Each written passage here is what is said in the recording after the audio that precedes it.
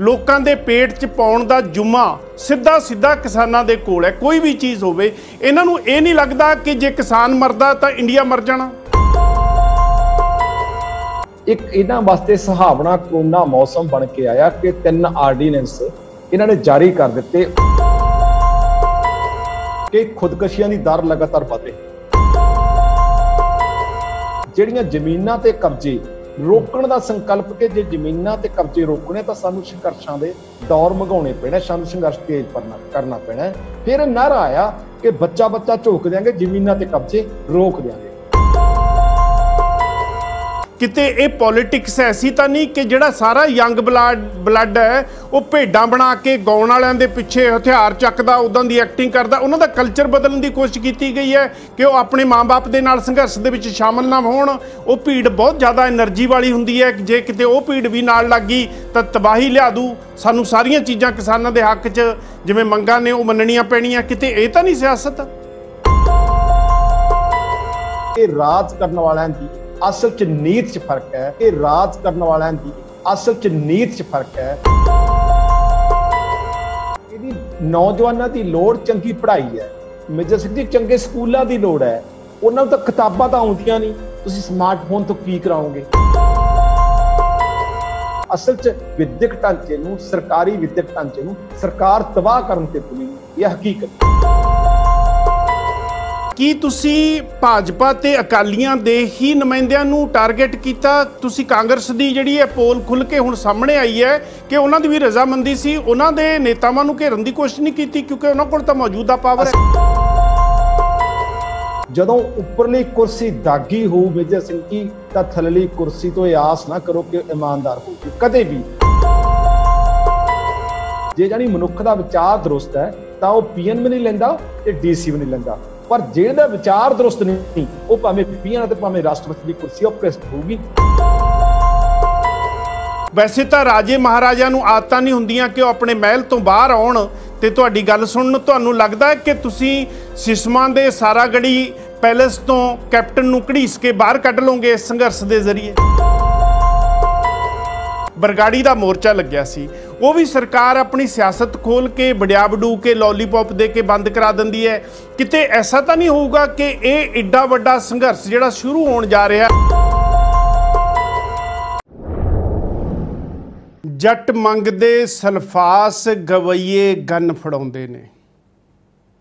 जट मंगदे सल्फास गवैये गन फड़ाउंदे ने। सिद्धे सादे दरवेशां नूं जिउणा मौड़ बनाउंदे ने।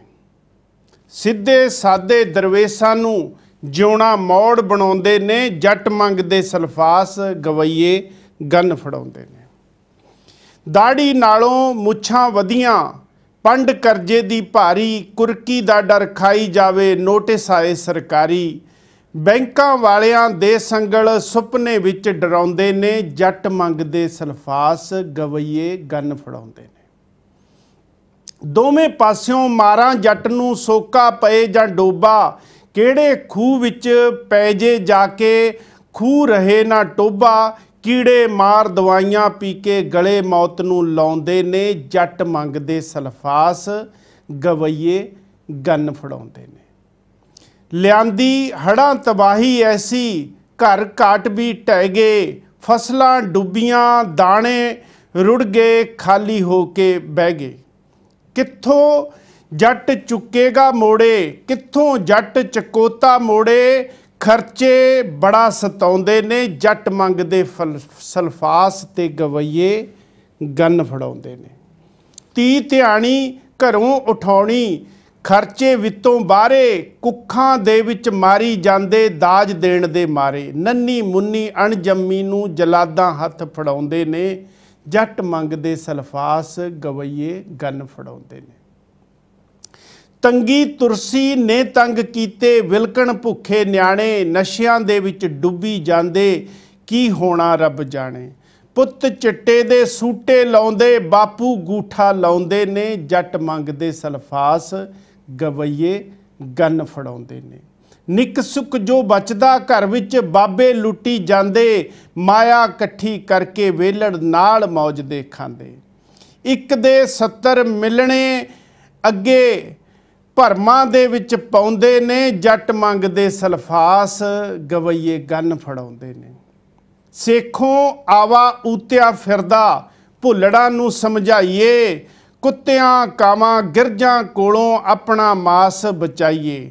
ਭੇਡਾਂ ਲੜਦੀਆਂ ਮੈਂ ਕਰਕੇ, ਭੇਡਾਂ ਲੜਦੀਆਂ ਮੈਂ ਕਰਕੇ, ਗਾਉਣ ਵਾਲੇ ਉੱਨ ਲਾਉਂਦੇ ਨੇ, ਜੱਟ ਮੰਗਦੇ ਸਲਫਾਸ, ਗਵਈਏ ਗੰਨ ਫੜਾਉਂਦੇ ਨੇ।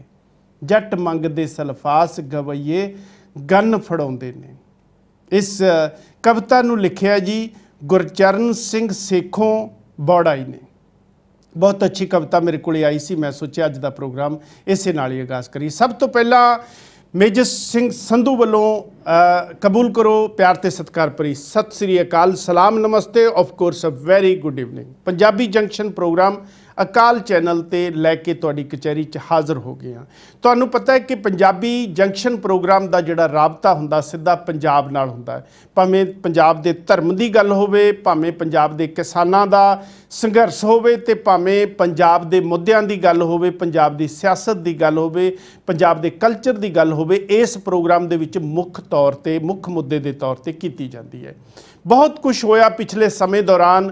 ਕਿਹੜਾ ਮੁੱਦਾ ਜਿਹੜਾ ਪੰਜਾਬ ਦੇ ਕਿਸਾਨਾਂ ਦਾ, ਪੰਜਾਬ ਦੇ ਧਰਮ ਦਾ, ਕਲਚਰ ਦਾ, ਸਿਆਸਤ ਦਾ ਅਸੀਂ ਅਕਾਲ ਚੈਨਲ ਤੇ ਨਹੀਂ ਚੁੱਕਿਆ, ਪਰ ਜਿਹੜਾ ਪਿੱਛੇ ਜੇ ਕਈ ਹਫ਼ਤਿਆਂ ਤੋਂ ਜ਼ੋਰ ਫੜਦਾ ਜਾ ਰਿਹਾ ਉਹ ਹੈ ਕੇਂਦਰ ਸਰਕਾਰ ਵੱਲੋਂ 3 ਆਰਡੀਨੈਂਸ ਪਾਸ ਕਰ ਦੇਣੇ ਜਿਹੜੇ ਕਿਸਾਨ ਵਿਰੋਧੀ ਨੇ। ਉਹਦੇ ਤੋਂ ਤੰਗ ਹੋ ਕੇ ਕਿਸਾਨਾਂ ਨੇ ਇਹ ਸੰਘਰਸ਼ ਵਿੱਢਿਆ, ਤੇ ਇਹ ਸੰਘਰਸ਼ ਹੌਲੀ ਹੌਲੀ ਸਟੇਟ ਦਾ ਸੰਘਰਸ਼ ਨਹੀਂ ਰਿਹਾ ਤੇ ਇਹ ਦੇਸ਼ ਦਾ ਸੰਘਰਸ਼ ਬਣ ਗਿਆ। ਮੇਰਾ ਖਿਆਲ ਹੈ ਕਿ ਜਿਸ ਹਿਸਾਬ ਨਾਲ ਕਿਸਾਨ ਹੁਣ ਸੜਕਾਂ ਤੇ ਆ ਗਏ, ਧਰਨੇ ਲਾਉਣ ਲੱਗ ਗਏ, ਸਰਕਾਰ ਨੂੰ ਮਜਬੂਰ ਕਰਨ ਲੱਗ ਗਏ ਆਪਣੀਆਂ ਮੰਗਾਂ ਮਨਾਉਣ ਵਾਸਤੇ, ਭਾਵੇਂ ਉਹ ਪੰਜਾਬ ਹੋਵੇ ਭਾਵੇਂ ਹੋਰ ਸਟੇਟਾਂ ਹੋਣ, ਤੇ ਉਹ ਬਹੁਤ ਜ਼ੋਰ ਫੜ ਗਿਆ ਤੇ ਸਰਕਾਰ ਨੂੰ ਮਜਬੂਰ ਕਰ ਦੂਗਾ ਕਿ ਇਹ ਕਿਸਾਨ ਵਿਰੋਧੀ ਜਿਹੜੇ ਆਰਡੀਨੈਂਸ ਨੇ ਇਹ ਸਰਕਾਰ ਵਾਪਸ ਲਵੇ। ਕੇਂਦਰ ਸਰਕਾਰ ਇਹ ਆਰਡੀਨੈਂਸ ਲਿਆ ਕੇ ਕਿਸਾਨਾਂ ਨੂੰ ਕਿਉਂ ਠੱਗਣਾ ਚਾਹੁੰਦੀ ਹੈ?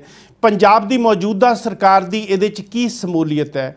ਪਿਛਲੀ ਸਰਕਾਰ ਜਿਹੜੀ ਕਿਸਾਨਾਂ ਦੇ ਪੱਖ ਦੀ ਸਰਕਾਰ ਕਹੀ ਜਾਂਦੀ ਸੀ, ਉਹਨਾਂ ਨੇ ਕਿਸਾਨਾਂ ਦੇ ਪਿੱਠ 'ਚ ਛੁਰਾ ਇਹਨਾਂ ਆਰਡੀਨੈਂਸ ਦੇ ਜ਼ਰੀਏ ਕਿਵੇਂ ਮਾਰਿਆ ਤੇ ਉਹ ਨੰਗੇ ਕਿਵੇਂ ਹੋਏ ਨੇ? ਸਾਡੇ ਨਾਲ ਇੱਕ ਬਹੁਤ ਹੀ ਵੱਡੀ ਸ਼ਖਸੀਅਤ ਅੱਜ ਇੰਡੀਆ ਤੋਂ ਇਸ ਮੁੱਦੇ ਤੇ ਗੱਲ ਕਰਨ ਵਾਸਤੇ ਸਟੂਡੀਓ ਦੇ ਵਿੱਚ ਜੁੜ ਰਹੇ ਨੇ। ਉਹਨਾਂ ਦਾ ਨਾਂ ਹੈ ਜੀ ਨਰੈਣ ਦੱਤ ਸਾਹਿਬ। ਜਿਹੜੇ ਨਰੈਣ ਦੱਤ ਸਾਹਿਬ ਨੇ, ਮੈਂ ਤੁਹਾਨੂੰ ਦੱਸ ਦਈਏ, ਬਾਕੀ ਤਾਂ ਉਹਨਾਂ ਦੀ ਇੰਟਰੋਡਕਸ਼ਨ ਜੇ ਤੁਸੀਂ ਗੂਗਲ ਵੀ ਕਰਕੇ ਦੇਖੋਗੇ ਸ਼ਾਇਦ ਕੱਲੀ ਕੱਲੀ ਚੀਜ਼ ਨਹੀਂ ਆਊਗੀ, ਪਰ ਉਹਨਾਂ ਦੀ ਇੰਟਰੋਡਕਸ਼ਨ ਉਹਨਾਂ ਤੋਂ ਹੀ ਆਪਾਂ ਲਵਾਂਗੇ। ਝਨੇਰ ਸਾਹਿਬ ਦਾ ਤੁਸੀਂ ਮਾਮਲਾ ਜਿਹੜਾ ਆ ਉਹ ਕਾਫੀ ਸੁਣਿਆ ਹੋਣਾ। ਧਨੇਰ ਸਾਹਿਬ ਦਾ ਮਨਜੀਤ ਧਨੇਰ ਉਹ ਅੰਦਰ ਸੀਗੇ ਤੇ ਕਿੰਨੇ ਸਾਲ ਅੰਦਰ ਰਹੇ ਤੇ ਉਹਨਾਂ ਦੇ ਬਾਹਰ ਨਿਕਲਣ ਦੇ ਵਿੱਚ ਇਸ ਸੰਘਰਸ਼ ਦੇ ਵਿੱਚ ਬਹੁਤ ਵੱਡਾ ਯੋਗਦਾਨ ਪਾਇਆ। ਹੋਰ ਵੀ ਜਿਹੜੇ ਕਿਸਾਨਾਂ ਦੇ ਹਿੱਤ 'ਚ ਜਿੰਨੇ ਵੀ ਸੰਘਰਸ਼ ਚੱਲਦੇ ਨੇ ਉਹਦੇ ਵਿੱਚ ਬਹੁਤ ਵੱਡੇ ਐਕਟਿਵਿਸਟ ਦੇ ਤੌਰ ਤੇ ਉਹਨਾਂ ਦਾ ਨਾਮ ਲਿਆ ਜਾਂਦਾ।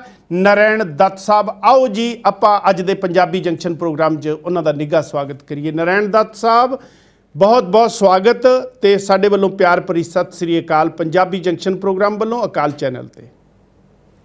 ਮੇਜਰ ਸਿੰਘ ਜੀ, ਤੁਹਾਡਾ ਬਹੁਤ ਬਹੁਤ ਧੰਨਵਾਦ ਕਿ ਤੁਸੀਂ ਜਿੰਨਾ ਮੇਰਾ ਤਾਰਫ ਕਰਾਇਆ। ਮੈਂ ਉਹਦੇ ਤਾਰਫ ਦਾ ਹੱਕਦਾਰ ਨਹੀਂ ਹਾਂ, ਪਰ ਫਿਰ ਵੀ ਮੈਂ ਆਪਣੇ ਦਰਸ਼ਕਾਂ ਦੇ ਨਾਲ, ਤੁਹਾਡੇ ਦਰਸ਼ਕਾਂ ਦੇ ਨਾਲ, ਅਕਾਲ ਚੈਨਲ ਦੇ ਨਾਲ ਪਹਿਲੀ ਵਾਰੀ ਜੁੜ ਰਿਹਾ ਤੇ ਮੈਂ ਕੋਸ਼ਿਸ਼ ਕਰੂੰਗਾ ਕਿ ਮੈਂ ਜਿਨ੍ਹਾਂ ਮੁੱਦਿਆਂ ਤੇ ਮੇਜਰ ਸਿੰਘ ਸੰਧੂ ਹੁਣੀ ਮੇਰੇ ਨਾਲ ਗੱਲਬਾਤ ਕਰਨੀ ਚਾਹੁੰਦੇ ਆ, ਮੈਂ ਉਸ ਮੁੱਦੇ ਨਾਲ ਇਨਸਾਫ ਕਰ ਸਕਾਂ। ਤੁਹਾਡਾ ਬਹੁਤ ਬਹੁਤ ਸ਼ੁਕਰੀਆ ਜੀ। ਜੀ, ਪਹਿਲਾਂ ਤਾਂ ਆਪਣੀ ਇੰਟਰੋਡਕਸ਼ਨ ਛੋਟੀ ਜੀ 2 ਮਿੰਟ ਦੀ ਕਿ ਮਨਜੀਤ ਉਹਨਾਂ ਦੇ ਮਾਮਲੇ ਦੇ ਵਿੱਚ, ਧਨੇਰ ਸਾਹਿਬ ਉਹਨਾਂ ਦੇ ਮਾਮਲੇ ਦੇ ਵਿੱਚ ਤੁਹਾਡਾ ਕੀ ਰੋਲ ਰਿਹਾ ਤੇ ਇਹ ਫਿਰ ਜਿਹੜਾ ਤੁਹਾਡਾ ਨਾਮ ਹੈ ਉਸੇ ਕਰਕੇ ਸਾਡੇ ਕੋਲ ਸਾਹਮਣੇ ਆਇਆ। ਮੈਂ ਸੋਚਿਆ ਕਿ ਇਹ ਛੁਪੇ ਰੁਸਤਮ ਜਿਹੜੇ ਓਲੇ ਰਹਿ ਕੇ ਐਡੇ ਵੱਡੇ ਵੱਡੇ ਕੰਮ ਕਿਸਾਨਾਂ ਲਈ ਕਰੀ ਜਾਂਦੇ ਆ ਤੇ ਇਹਨਾਂ ਨੂੰ ਅੱਜ ਜਨਤਾ ਦੇ ਰੂਬਰੂ ਕਿਉਂ ਨਾ ਕਰਾਇਆ ਜਾਵੇ। ਮੇਜਰ ਸਿੰਘ ਜੀ, ਤੁਹਾਡਾ ਇਸ ਗੱਲ ਲਈ ਸ਼ੁਕਰੀਆ ਕਿ ਤੁਸੀਂ ਵਾਕਈ ਠੀਕ ਕਿਹਾ ਕਿ ਅਸੀਂ ਛੁਪੇ ਰੁਸਤਮ ਹਾਂ, ਕਿਉਂਕਿ ਜਿਸ ਘਟਨਾ ਦੇ ਨਾਲ ਤੁਸੀਂ ਗੱਲ ਕਰਨੀ ਚਾਹੋਗੇ ਕਿ ਮਨਜੀਤ ਧਨੇਰ ਜਿਹੜਾ ਲੋਕਾਂ ਦਾ ਆਗੂ ਹੈ, ਜਿਹੜਾ ਕਿਸਾਨਾਂ ਦਾ ਆਗੂ ਹੈ, ਕਿਸਾਨਾਂ ਤੋਂ ਉੱਪਰ ਉੱਠ ਕੇ ਸਮੁੱਚੇ ਸਮਾਜ ਦੇ ਵਿੱਚ ਵਾਪਰਦੇ ਸਮਾਜਿਕ ਜਬਰਾਂ ਦਾ ਮੋਹਰੀ ਹੈ, ਖਾਸ ਕਰਕੇ ਔਰਤਾਂ ਤੇ ਹੁੰਦੇ ਜ਼ਬਰਾਂ ਦਾ ਹਿੱਕ ਢਾ ਕੇ ਸੰਘਰਸ਼ ਦੇ ਮੈਦਾਨ ਦੇ ਵਿੱਚ ਮੂਹਰੇ ਹੋ ਕੇ ਜੂਝਣ ਵਾਲਾ ਉਹ ਯੋਧਾ ਹੈ ਜਿਹਨੂੰ ਸਮੇਂ ਦੀ ਹਕੂਮਤ ਨੇ, ਜਦੋਂ ਇਹ ਘਟਨਾ ਕਿਰਨਜੀਤ ਕੌਰ ਮਹਿਲ ਕਲਾਂ ਦੇ ਨਾਂ ਦੇ ਨਾਲ ਸਾਰੇ ਜਾਣਦੇ ਆ ਕਿ 29 ਜੁਲਾਈ 97 ਨੂੰ ਜਦੋਂ ਇੱਕ ਛੋਟੀ ਬੱਚੀ 17 ਸਾਲ ਦੀ ਮਾਤਾ ਸਾਹਿਬ ਕੌਰ ਗਰਲਜ਼ ਕਾਲਜ ਵਿੱਚੋਂ ਪੜ੍ਹ ਕੇ ਆਉਂਦਿਆਂ ਮਹਿਲ ਕਲਾਂ ਦੇ ਬਦਨਾਮ ਗੁੰਡੇ ਟੋਲੇ ਵੱਲੋਂ ਦੇਖੜ ਦੁਪਹਿਰੇ ਅਗਵਾ ਕਰ ਲਈ ਜਾਂਦੀ ਹੈ ਤੇ 4 ਦਿਨ 5 ਦਿਨ ਕੋਈ ਥੋ ਪਤਾ ਨਹੀਂ ਮਿਲਦਾ। ਫਿਰ ਕਮੇਟੀ ਬਣਦੀ ਹੈ, ਐਕਸ਼ਨ ਕਮੇਟੀ। ਉਸ ਐਕਸ਼ਨ ਕਮੇਟੀ ਦੇ ਵਿੱਚ ਉਹ ਸਾਥੀ ਸਨ ਜਿਹੜੇ ਵਿਦਿਆਰਥੀ ਲਹਿਰ ਤੋਂ ਤੁਰੇ ਹੋਏ ਕਾਫਲੇ ਸਨ ਤੇ ਐਕਸ਼ਨ ਕਮੇਟੀ ਬਣਨ ਤੋਂ ਬਾਅਦ ਤੇ ਫਿਰ ਇੱਕ ਘਟਨਾ ਬਹੁਤ ਵੱਡਾ ਮੋੜ ਲੈਂਦੀ ਹੈ ਕਿ ਲੱਖਾਂ ਲੋਕਾਂ ਦੀ ਹਮਾਇਤ ਹਾਸਲ ਅਸੀਂ ਕਰਦੇ ਹਾਂ, ਕਾਤਲ ਅੰਦਰ ਹੋ ਜਾਂਦੇ ਆ, ਪਰ ਉਸ ਤੋਂ ਪਹਿਲਾਂ ਹੀ ਅਸੀਂ ਪ੍ਰਸ਼ਾਸਨ ਦੀਆਂ, ਅਸੀਂ ਗੁੰਡਿਆਂ ਦੀਆਂ, ਅਸੀਂ ਪੁਲਿਸ ਦੀਆਂ ਅੱਖਾਂ ਦੇ ਵਿੱਚ ਰੋੜ ਵਾਂਗ ਰੜਕਦੇ ਸਾਂ। ਤੇ 3 ਮਾਰਚ 2001 ਨੂੰ ਇੱਕ ਉਹਨਾਂ ਦਾ ਜਿਹੜਾ ਮਹਿਲ ਕਲਾਂ ਦੇ ਲੋਕਾਂ ਦੇ ਉੱਤੇ ਜ਼ਬਰ ਤਸ਼ੱਦਦ ਕਰਨ ਵਾਲਾ ਦਲੀਪ ਸਿੰਘ ਸੀ, ਉਹ ਆਪਸੀ ਲੜਾਈ ਦੇ ਵਿੱਚ ਫੱਟੜ ਹੋ ਜਾਂਦਾ ਹੈ, ਮਾਰਿਆ ਜਾਂਦਾ ਹੈ। ਤੇ ਅਸੀਂ ਜਿਹੜੇ ਲੋਕ ਉਸ ਸਮੇਂ ਤੋਂ ਲੈ ਕੇ 4 ਸਾਲ ਤੋਂ ਉਸ ਲੋਕ ਸੰਘਰਸ਼ ਦੀ ਅਗਵਾਈ ਕਰਦੇ ਸੀ, ਉਹਨਾਂ ਚੋਂ ਸਾਨੂੰ 3 ਨੂੰ, ਮੇਰੇ ਸਮੇਤ ਮਾਸਟਰ ਪ੍ਰੇਮ ਕੁਮਾਰ ਤੇ ਮਨਜੀਤ ਧਨੇਰ ਨੂੰ, ਉਸ ਕੇਸ ਦੇ ਵਿੱਚ ਝੂਠੇ ਕਤਲ ਕੇਸ ਚ ਉਲਝਾ ਲਿਆ ਜਾਂਦਾ ਹੈ। ਲੋਕ ਲੜਦੇ ਹੈ, ਜਿੱਤਦੇ ਵੀ ਹੈ, ਸਜ਼ਾ ਫੇਰ ਹੋ ਜਾਂਦੀ ਹੈ, ਸੱਚ ਨੂੰ ਦਰਕਨਾਰ ਕਰਦੀਆਂ ਨੇ ਇੱਥੋਂ ਦੀਆਂ ਕੂੜ ਦੀਆਂ ਅਦਾਲਤਾਂ। 2005 ਦੇ ਵਿੱਚ 28 ਮਾਰਚ 2005 ਨੂੰ ਵੱਡੇ, ਉਸ ਤੋਂ ਬਾਅਦ ਵੀ ਸਾਨੂੰ ਉਮਰ ਕੈਦ ਦੀ ਸਜ਼ਾ ਸੁਣਾ ਕੇ ਜੇਲ੍ਹ ਦੀਆਂ ਸੀਖਾਂ ਪਿੱਛੇ ਬੰਦ ਕਰ ਦਿੱਤਾ ਜਾਂਦਾ ਹੈ। ਮੈਨੂੰ ਨੂੰ, ਪ੍ਰੇਮ ਕੁਮਾਰ ਨੂੰ, ਮਨਜੀਤ ਧਨੇਰ ਨੂੰ। ਲੋਕ ਫੇਰ ਲੜਦੇ ਆ, ਸਜ਼ਾ ਰੱਦ ਕਰਾਉਣ ਲਈ ਲੜਦੇ ਆ। ਸਜ਼ਾ 1.5 ਸਾਲ ਦੇ ਲੰਬੇ ਸੰਘਰਸ਼ ਤੋਂ ਬਾਅਦ ਰੱਦ ਹੋ ਜਾਂਦੀ ਹੈ। ਗਵਰਨਰ ਹੁਕਮ ਜਾਰੀ ਕਰ ਦਿੰਦਾ, ਪਰ ਅਦਾਲਤਾਂ ਕਹਿੰਦੀਆਂ ਉਹਨਾਂ ਨੂੰ ਠੀਕ ਨਹੀਂ ਬਹਿੰਦਾ ਕਿ ਗਵਰਨਰ ਨੇ ਅਦਾਲਤਾਂ ਨੂੰ ਉਲੰਘ ਕੇ ਫੈਸਲਾ ਕੀਤਾ ਹੈ, ਰੱਦ ਕਰ ਦਿੰਦੀ ਹੈ ਹਾਈ ਕੋਰਟ। ਤੇ ਅਪੀਲ ਦੇ ਵਿੱਚੋਂ ਮੈਂ ਤੇ ਪ੍ਰੇਮ ਕੁਮਾਰ ਬਰੀ ਹੋ ਜਾਂਦੇ ਆ ਤੇ ਮਨਜੀਤ ਧਨੇਰ ਦੀ ਸਜ਼ਾ ਬਰਕਰਾਰ ਰਹਿ ਜਾਂਦੀ ਹੈ। ਕੇਸ ਸੁਪਰੀਮ ਕੋਰਟ ਚਲਾ ਜਾਂਦਾ ਹੈ। ਸੁਪਰੀਮ ਕੋਰਟ 'ਚ ਫਿਰ ਇੱਕ ਲੜਾਈ ਚੱਲਦੀ ਹੈ। ਉੱਥੋਂ ਅਖੀਰ ਨੂੰ ਸਾਡੇ ਪਿਛਲੇ ਸਮੇਂ 3 ਸਤੰਬਰ 2019 ਨੂੰ ਸੁਪਰੀਮ ਕੋਰਟ ਵੀ ਮਨਜੀਤ ਧਨੇਰ ਦੀ ਸਜ਼ਾ ਜਿਹੜੀ ਉਹ ਬਰਕਰਾਰ ਰੱਖ ਦਿੰਦੀ ਹੈ ਤੇ 30 ਸਤੰਬਰ ਨੂੰ ਮਨਜੀਤ ਧਨੇਰ ਨੇ ਉਮਰ ਕੈਦ ਦੀ ਸਜ਼ਾ ਭੁਗਤਣ ਲਈ ਜੇਲ੍ਹ 'ਚ ਜਾਣਾ ਸੀ। ਤੇ ਲੋਕ ਸੰਘਰਸ਼ ਦਾ ਉਸੇ ਦਿਨ ਹੀ, ਜਦੋਂ ਇਹ ਕਾਲਾ ਦਿਨ, ਇਤਿਹਾਸ ਦਾ ਕਾਲਾ ਦਿਨ 3 ਸਤੰਬਰ 2019 ਸੀ, ਪਰ ਲੋਕ ਡਰੇ ਨਹੀਂ, ਝਿਪੇ ਨਹੀਂ। ਮਹਿਲ ਕਲਾਂ ਦੀ ਧਰਤੀ ਕੀ ਪੰਜਾਬ ਦੀ ਅਣਖੀਲੀ ਮਿੱਟੀ ਨੇ ਇੱਕ ਮੋੜਾ ਲਿਆ ਕਰਵਟ ਲਈ। ਉਸੇ ਦਿਨ ਹੀ ਸੈਂਕੜੇ ਥਾਵਾਂ ਤੇ ਇੱਥੋਂ ਦੀ ਅਦਾਲਤੀ, ਪੁਲਿਸ, ਗੁੰਡਾ ਅਦਾਲਤੀ ਗੱਠਜੋੜ ਦੀਆਂ ਅਰਥੀਆਂ ਸਾੜੀਆਂ। ਔਰ ਜਦੋਂ ਮਨਜੀਤ ਨੂੰ ਪੇਸ਼ ਕੀਤਾ ਬਰਨਾਲੇ ਜੇਲ੍ਹ ਦੇ ਵਿੱਚ 30 ਸਤੰਬਰ ਨੂੰ, 20,000 ਲੋਕਾਂ ਨੇ ਉਹਨੂੰ ਪੇਸ਼ ਕੀਤਾ। ਮਨਜੀਤ ਜੇਲ੍ਹ 'ਚ ਗਿਆ, ਲੋਕ ਜੇਲ੍ਹ ਦੇ ਦਰ ਤੇ ਬਾਹਰ ਬੈਠੇ ਰਹੇ।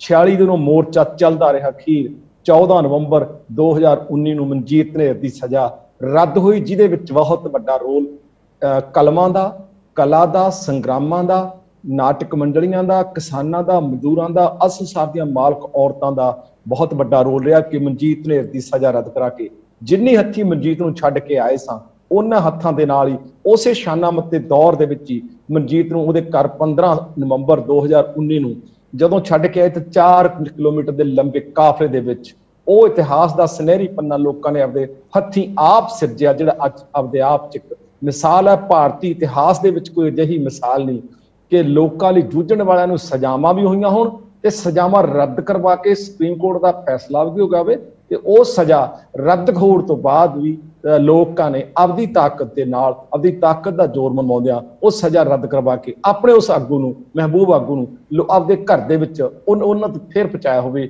ਇਹ ਆਪਣੇ ਆਪ 'ਚ ਇਤਿਹਾਸ ਉਹਨਾਂ ਨੇ ਸਿਰਜਿਆ। ਉਹ ਆਗੂ ਹੈ ਮਨਜੀਤ ਨੇ, ਜਿਹੜਾ ਅੱਜ ਉੱਥੋਂ ਸਜ਼ਾ ਖਤਮ ਹੋਣ ਤੋਂ ਬਾਅਦ 15 ਨਵੰਬਰ ਤੋਂ ਬਾਅਦ ਅੱਜ ਵੀ ਉਹ ਦਹਿਕਦਾ ਹੈ, ਅੱਜ ਵੀ ਉਹ ਬੰਗਾਰਦਾ ਹੈ ਹਾਕਮਾਂ ਨੂੰ। ਨੀਤੇ ਅੱਜ ਵੀ ਕੱਲ ਕਹਿੰਦਾ ਟੱਕਰ ਦਿੱਲੀ ਦੇ ਤਖਤ ਨਾਲ ਹੈ, ਬੰਗਾਰ ਦਿੱਲੀ ਦੇ ਤਖਤ ਨਾਲ ਹੈ। ਇਹਦੀ ਗੱਲ ਹਰ ਥਾਂ ਤੇ ਜੁੜਦੀ ਹੈ। ਤੇ ਮਨਜੀਤ ਧਨੇਰ ਦੇ ਵਿੱਚ ਜਿਹੜੀ ਸਜ਼ਾ ਰੱਦ ਕਰਾਉਣ ਦੇ ਵਿੱਚ ਮੈਂ ਇਕੱਲਾ ਨਹੀਂ ਸਾਂ, ਲੱਖਾਂ ਲੋਕਾਂ ਦਾ ਉਹ 'ਚ ਰੋਲ ਹੈ, ਲੱਖਾਂ ਸਰਗਰਮ ਕਾਫਲਿਆਂ ਦਾ ਉਹ ਰੋਲ ਹੈ। ਉਹ ਕਾਫਲੇ ਦੇ ਅਸੀਂ ਕਰਜ਼ਦਾਰ ਰਵਾਂਗੇ। ਇਤਿਹਾਸ ਉਹਨਾਂ ਨੇ ਆਪਦੇ ਹੱਥੀਂ ਆਪ ਸਿਰਜਿਆ ਤੇ ਸਾਡੇ ਲਈ ਉਹ ਇਤਿਹਾਸ ਦਾ ਜਿਹੜਾ ਨਵਾਂ ਪੰਨਾ ਹੈ ਉਹ ਲਿਖਿਆ ਲੋਕਾਂ ਨੇ ਤੇ ਸਾਨੂੰ ਤੇ ਮਾਣ ਰਹੂਗਾ। ਇੰਨੀ ਕੁ ਮੇਰੀ ਇੰਟਰੋਡਕਸ਼ਨ ਹੈ ਕਿ ਮੈਂ ਉਸ ਇਤਿਹਾਸ ਦੇ ਪੰਨੇ ਲਿਖਣ ਵਾਲਿਆਂ ਦੇ ਵਿੱਚ ਮੇਰਾ ਉਹ ਛੋਟਾ ਜਿਹਾ ਇੱਕ ਨਾਂ ਹੈ। ਜੀ ਜੀ ਜੀ ਦੱਤ ਸਾਹਿਬ, ਗੱਲਾਂ ਤਾਂ ਬਹੁਤ ਸਾਰੀਆਂ ਨੇ ਕਰਨੀਆਂ ਨੇ, ਪਰ ਇਹ ਤੁਹਾਡੀ ਇੰਟਰੋਡਕਸ਼ਨ ਦੇਣੀ ਜ਼ਰੂਰੀ ਸੀ ਕਿ ਸ਼ਖਸ ਜਿਹੜਾ ਅੱਜ ਸਕਰੀਨ ਤੇ ਤੁਹਾਨੂੰ ਲੰਡਨ ਸਟੂਡੀਓ ਤੋਂ ਪੰਜਾਬੀ ਜੰਕਸ਼ਨ 'ਚ ਦਿਖ ਰਿਹਾ ਤੇ ਦਰਅਸਲ ਇਹਦੀ ਮਹੱਤਤਾ ਕਿਉਂ ਹੈ, ਆਪਾਂ ਇਹਨੂੰ ਸੱਦਿਆ ਕਿਉਂ ਹੈ ਇੱਥੇ। ਤਾਂ ਇਹ ਤੁਸੀਂ ਬਹੁਤ ਵਧੀਆ ਇੰਟਰੋਡਕਸ਼ਨ ਦਿੱਤੀ। ਤੇ ਮੈਂ ਇਹ ਸਮਝਦਾ ਹਾਂ ਕਿ ਜੇ ਮਨਜੀਤ ਧਨੇਰ ਉਹਨਾਂ ਦੇ ਮਾਮਲੇ ਦੇ ਵਿੱਚ ਐਡੀ ਵੱਡੀ ਹਿਸਟਰੀ ਤੋੜਨ ਵਾਲੀ, ਆਪਣੀ ਹਿਸਟਰੀ ਤੋੜਨ ਵਾਲੀ ਇੱਕ ਲੋਕ ਆਵਾਜ਼ ਖੜੀ ਹੋ ਸਕਦੀ ਹੈ ਜਦੋਂ ਹੁਣ ਕਿਸਾਨਾਂ ਤੇ ਭੀੜ ਪਈ, ਕਿਸਾਨੀ ਦਾ ਇੰਨਾ ਮੰਦਾ ਹਾਲ ਹੋ ਗਿਆ ਕਿ ਕੀ ਇਹ ਲੋਕ ਆਵਾਜ਼ ਬਣ ਕੇ ਆਰਡੀਨੈਂਸ ਵਾਪਸ ਨਹੀਂ ਕਰਾ ਸਕਦੀ? ਕੀ ਇਹ ਪੰਜਾਬ ਦੇ ਵਿਗੜੇ ਹੋਏ ਹਾਲਾਤ ਕਿਸਾਨਾਂ ਤੇ 1 ਲੱਖ ਕਰੋੜ ਦਾ ਜਿਹੜਾ ਕਰਜ਼ਾ ਉਹ ਮਾਫ ਨਹੀਂ ਕਰਾ ਸਕਦੀ? ਕੀ ਇਹਦੇ ਨਾਲ ਰਲਦੇ ਮਿਲਦੇ ਮੁੱਦੇ ਜਿਹੜੇ ਹੋਰ ਨੇ, ਕੋਈ ਲੋਕ ਆਵਾਜ਼ ਅੱਜ ਕਿਉਂ ਨਹੀਂ ਉੱਠ ਸਕਦੀ, ਤੇ ਜੇ ਉੱਠਦੀ ਹੈ ਤਾਂ ਉਹ ਬੰਦ ਕਿਉਂ ਹੋ ਜਾਂਦੀ ਹੈ? ਇਹਦੇ ਵਿੱਚ ਤੁਸੀਂ ਥੋੜਾ ਜਿਹਾ 5 ਮਿੰਟ ਜੇ ਸਮਾਂ ਲਾਓ, ਕਿਉਂਕਿ ਤੁਸੀਂ ਇਸ ਨਾਲ ਬਹੁਤ ਗੂੜੇ ਤਰੀਕੇ ਨਾਲ ਜੁੜੇ ਹੋਏ ਹੋ, ਮੈਂ ਚਾਹੂੰਗਾ। ਮੇਜਰ ਸਿੰਘ ਜੀ, ਤੁਹਾਡਾ ਸਵਾਲ ਮੌਜੂਦਾ ਹਾਲਤ ਨਾਲ ਜੁੜ ਕੇ ਬਹੁਤ ਗੰਭੀਰ ਸਵਾਲ ਹੈ। ਸਮਾਂ ਮੰਗ ਕਰਦਾ ਕਿ ਅਸੀਂ ਇਸ ਸਵਾਲ ਨੂੰ ਮੁਖਾਤਬ ਹੋਈਏ, ਅਸੀਂ ਇਸ ਸਵਾਲ ਨੂੰ ਸੰਬੋਧਿਤ ਹੋਈਏ। ਇਹ ਸਵਾਲ ਸਾਡੀ ਜ਼ਿੰਦਗੀ ਤੇ ਮੌਤ ਦਾ ਸਵਾਲ ਹੈ, ਪੰਜਾਬ ਦੀ ਕਿਸਾਨੀ ਦੀ ਜ਼ਿੰਦਗੀ ਤੇ ਮੌਤ ਦਾ ਸਵਾਲ ਹੈ, ਪੰਜਾਬ ਦੀ ਸਮੁੱਚੀ ਪੇਂਡੂ ਆਰਥਿਕਤਾ ਦੀ ਜ਼ਿੰਦਗੀ ਤੇ ਮੌਤ ਦਾ ਸਵਾਲ ਹੈ, ਪੰਜਾਬ ਦੇ ਛੋਟੇ ਕਾਰੋਬਾਰੀਆਂ ਦੇ ਨਾਲ, ਪੰਜਾਬ ਦੇ ਮਜ਼ਦੂਰਾਂ ਦੀ ਜ਼ਿੰਦਗੀ ਦੇ ਨਾਲ ਵੀ ਬਹੁਤ ਨੇੜਿਓਂ ਜੁੜਿਆ ਹੋਇਆ ਸਵਾਲ ਹੈ। ਜਿਹੜੀ ਗੱਲ ਤੁਸੀਂ ਕੀਤੀ ਹੈ ਕਿ ਕੀ ਅਸੀਂ ਇਹ ਰੱਦ ਨਹੀਂ ਕਰਵਾ ਸਕਦੇ, ਇਹ ਤੁਹਾਡਾ ਸਵਾਲ ਆਉਣ ਵਾਲੇ ਸਮੇਂ ਦੀ ਜੱਦੋਜਹਿਦ ਦੀ ਵਿਸ਼ਾਲਤਾ ਤੇ ਇਹ ਸੰਘਰਸ਼ ਕਿਸ ਰੂਪ 'ਚ ਦਿੱਖ ਅਖਤਿਆਰ ਕਰਦਾ ਹੈ, ਇਹ ਤੇ ਨਿਰਭਰ ਕਰਦਾ ਹੈ। ਕਿਉਂਕਿ ਜਦੋਂ ਅਸੀਂ ਇਹਨਾਂ ਤਿੰਨੇ ਆਰਡੀਨੈਂਸਾਂ ਦੀ ਗੱਲ ਕਰਦੇ ਹਾਂ, ਉਹ ਤਿੰਨੇ ਆਰਡੀਨੈਂਸਾਂ ਤੇ ਮੇਰੇ ਤੋਂ ਪਹਿਲਾਂ ਤੁਸੀਂ ਬਾਖੂਬੀ ਚਰਚਾ ਕੀਤੀ ਹੋਣੀ ਹੈ ਕਿ ਤਿੰਨੇ ਆਰਡੀਨੈਂਸ ਅਸਲ 'ਚ ਇਹ ਕੀ ਨੇ ਤੇ ਕਦੋਂ ਇਹ ਜਾਰੀ ਕੀਤੇ ਗਏ ਆ। ਇਹ ਤਿੰਨੇ ਆਰਡੀਨੈਂਸ 5 ਜੂਨ 2020 ਨੂੰ ਜਾਰੀ ਕੀਤੇ ਗਏ ਆ। ਇਹ ਉਸ ਸਮੇਂ ਜਾਰੀ ਕੀਤੇ ਗਏ ਆ ਜਦੋਂ ਸਾਡੇ ਮੁਲਕ ਦੇ ਅੰਦਰ ਇੱਥੋਂ ਦੀ ਹਕੂਮਤ ਨੇ ਸਿਰਫ 3 ਦਿਨ ਦੇ ਵਕਫੇ ਦੇ ਨਾਲ 24 ਮਾਰਚ 2020 ਕਰੋਨਾ ਸੰਕਟ ਦੇ ਬਹਾਨੇ ਥੱਲੇ ਲੋਕਾਂ ਨੂੰ ਸਾਡੇ ਘਰਾਂ ਦੇ ਵਿੱਚ ਤਾੜ ਦਿੱਤਾ ਔਰ ਲੋਕ ਘਰਾਂ 'ਚ ਰਹਿਣ ਵਾਸਤੇ ਮਜਬੂਰ ਹੋ ਗਏ। ਕਰੋਨਾ ਸੰਕਟ ਦੀ ਕਦੇ ਵੱਖਰੀ ਗੱਲ ਕਰਾਂਗੇ, ਪਰ ਲੋਕਾਂ ਦੇ ਅੰਦਰ ਡਰ ਤੇ ਸਹਿਮ ਪੈਦਾ ਕੀਤਾ। ਉਸ ਡਰ ਤੇ ਸਹਿਮ ਤੇ ਪੈਦਾ ਕਰਨ ਦੇ ਵੇਲੇ ਇਸ ਸਰਕਾਰ ਨੇ ਸਾਡੇ ਜਨਤਕ ਖੇਤਰ ਦੇ ਸਾਰੇ ਅਦਾਰੇ ਵੇਚ ਦਿੱਤੇ, ਕੋਲਾ ਖਾਣਾ ਤੋਂ ਲੈ ਕੇ ਰੇਲਵੇ ਤੱਕ, ਜਹਾਜ਼ਰਾਨੀ ਤੱਕ, ਹਿੰਦੁਸਤਾਨ ਪੈਟਰੋਲੀਅਮ ਤੱਕ, ਇਹ ਸਾਰਾ ਕੁਝ ਵੇਚ ਦਿੱਤਾ। ਤੇ ਨਾਲ ਦੀ ਨਾਲ ਹੀ ਇੱਕ ਇਹਨਾਂ ਵਾਸਤੇ ਸੁਹਾਵਣਾ ਕਰੋਨਾ ਮੌਸਮ ਬਣ ਕੇ ਆਇਆ ਕਿ 3 ਆਰਡੀਨੈਂਸ ਇਹਨਾਂ ਨੇ ਜਾਰੀ ਕਰ ਦਿੱਤੇ। ਉਹ ਆਰਡੀਨੈਂਸ 3 ਜਦੋਂ ਅੰਗਰੇਜ਼ੀ 'ਚ ਨੇ, ਜਿਹੜੇ ਕਿਸਾਨਾਂ ਦੇ ਨਾਂ ਦੇ ਉੱਤੇ ਬਣਾਏ ਗਏ ਆ, ਉਹ ਅਸਲ 'ਚ ਤਿੰਨਾਂ ਦਾ ਨਾਂ ਕਿਸਾਨ ਉਪਜ, ਵਪਾਰ ਅਤੇ ਵਣਜ ਤਰੱਕੀ ਅਤੇ ਸਹੂਲਤ ਆਰਡੀਨੈਂਸ 2020, ਕੀਮਤ ਗਰੰਟੀ ਤੇ ਖੇਤੀਬਾੜੀ ਸੇਵਾਵਾਂ ਸਸ਼ਕਤੀਕਰਨ ਤੇ ਸੁਰੱਖਿਆ ਸੰਬੰਧੀ ਸਮਝੌਤਾ ਆਰਡੀਨੈਂਸ 2020, ਜ਼ਰੂਰੀ ਵਸਤਾਂ ਸੋਧ ਆਰਡੀਨੈਂਸ 2020। ਇਹ 3 ਆਰਡੀਨੈਂਸ ਵੀ ਉਸ ਜਨਤਕ ਖੇਤਰ ਦੇ ਅਦਾਰਿਆਂ ਨੂੰ ਵੇਚਣ ਦੇ ਦੌਰਾਨ ਇੱਥੋਂ ਦੀ ਮੋਦੀ ਸਰਕਾਰ ਨੇ ਜਾਰੀ ਕਰਦੇ ਆ। ਪੰਜਾਬ ਦੀ ਧਰਤੀ ਦਾ ਇਤਿਹਾਸ ਰਿਹਾ ਹੈ ਕਿ ਪੰਜਾਬ ਦੀ ਧਰਤੀ ਨੇ ਕਦੇ ਈਨ ਨਹੀਂ ਮੰਨੀ। ਮੁਗਲਾਂ ਦੇ ਨਾਲ ਟੱਕਰ ਲੈਣ ਤੋਂ ਸਾਡਾ ਸਦੀਆਂ ਪਹਿਲਾਂ ਦਾ ਇਤਿਹਾਸ ਹੈ ਤੇ ਪੰਜਾਬ ਦੀ ਧਰਤੀ ਨੇ ਕਰਵਟ ਲਈ ਕਿ ਸਭ ਤੋਂ ਪਹਿਲਾਂ ਇਹਦੇ ਖਿਲਾਫ ਲਾਮਬੰਦੀ ਕਰਨ ਦਾ ਫੈਸਲਾ ਕੀਤਾ। ਇਸ ਤੋਂ ਪਹਿਲਾਂ ਕਿ ਸੰਘਰਸ਼ ਦਾ ਦੌਰ ਜੂਨ 'ਚ ਹੋਇਆ ਤੇ ਜੁਲਾਈ ਦੇ ਅੰਦਰ ਇਹ ਸੰਘਰਸ਼ ਸ਼ੁਰੂ ਹੋ ਗਿਆ ਸੀ ਕਿ ਸਕੀਮਾਂ ਬਣਾ ਕੇ ਜਿਹੜੀਆਂ ਮੁਲਕ ਪੱਧਰ ਦੀਆਂ 250 ਕਿਸਾਨ ਜਥੇਬੰਦੀਆਂ ਨੇ, ਉਹਦੇ ਵਿੱਚ ਪੰਜਾਬ ਦੀਆਂ 10 ਕਿਸਾਨ ਜਥੇਬੰਦੀਆਂ ਸ਼ਾਮਲ ਨੇ ਤੇ 10 ਕਿਸਾਨ ਜਥੇਬੰਦੀਆਂ ਨੇ ਜਿਹੜੀ ਅਕਾਲੀ ਭਾਜਪਾ ਗੱਠਜੋੜ ਕੇਂਦਰ ਦੀ ਸਰਕਾਰ ਹੈ, ਜਿਹਦੇ ਵਿੱਚ ਸੁਖਬੀਰ ਬਾਦਲ, ਪ੍ਰਕਾਸ਼ ਸਿੰਘ ਬਾਦਲ ਉਹਦਾ ਹਿੱਸਾ ਨੇ, ਮੰਤਰੀ ਮੰਡਲ ਦਾ ਕੈਬਨਿਟ ਮੰਤਰੀ ਦਾ ਹਿੱਸਾ ਨੇ।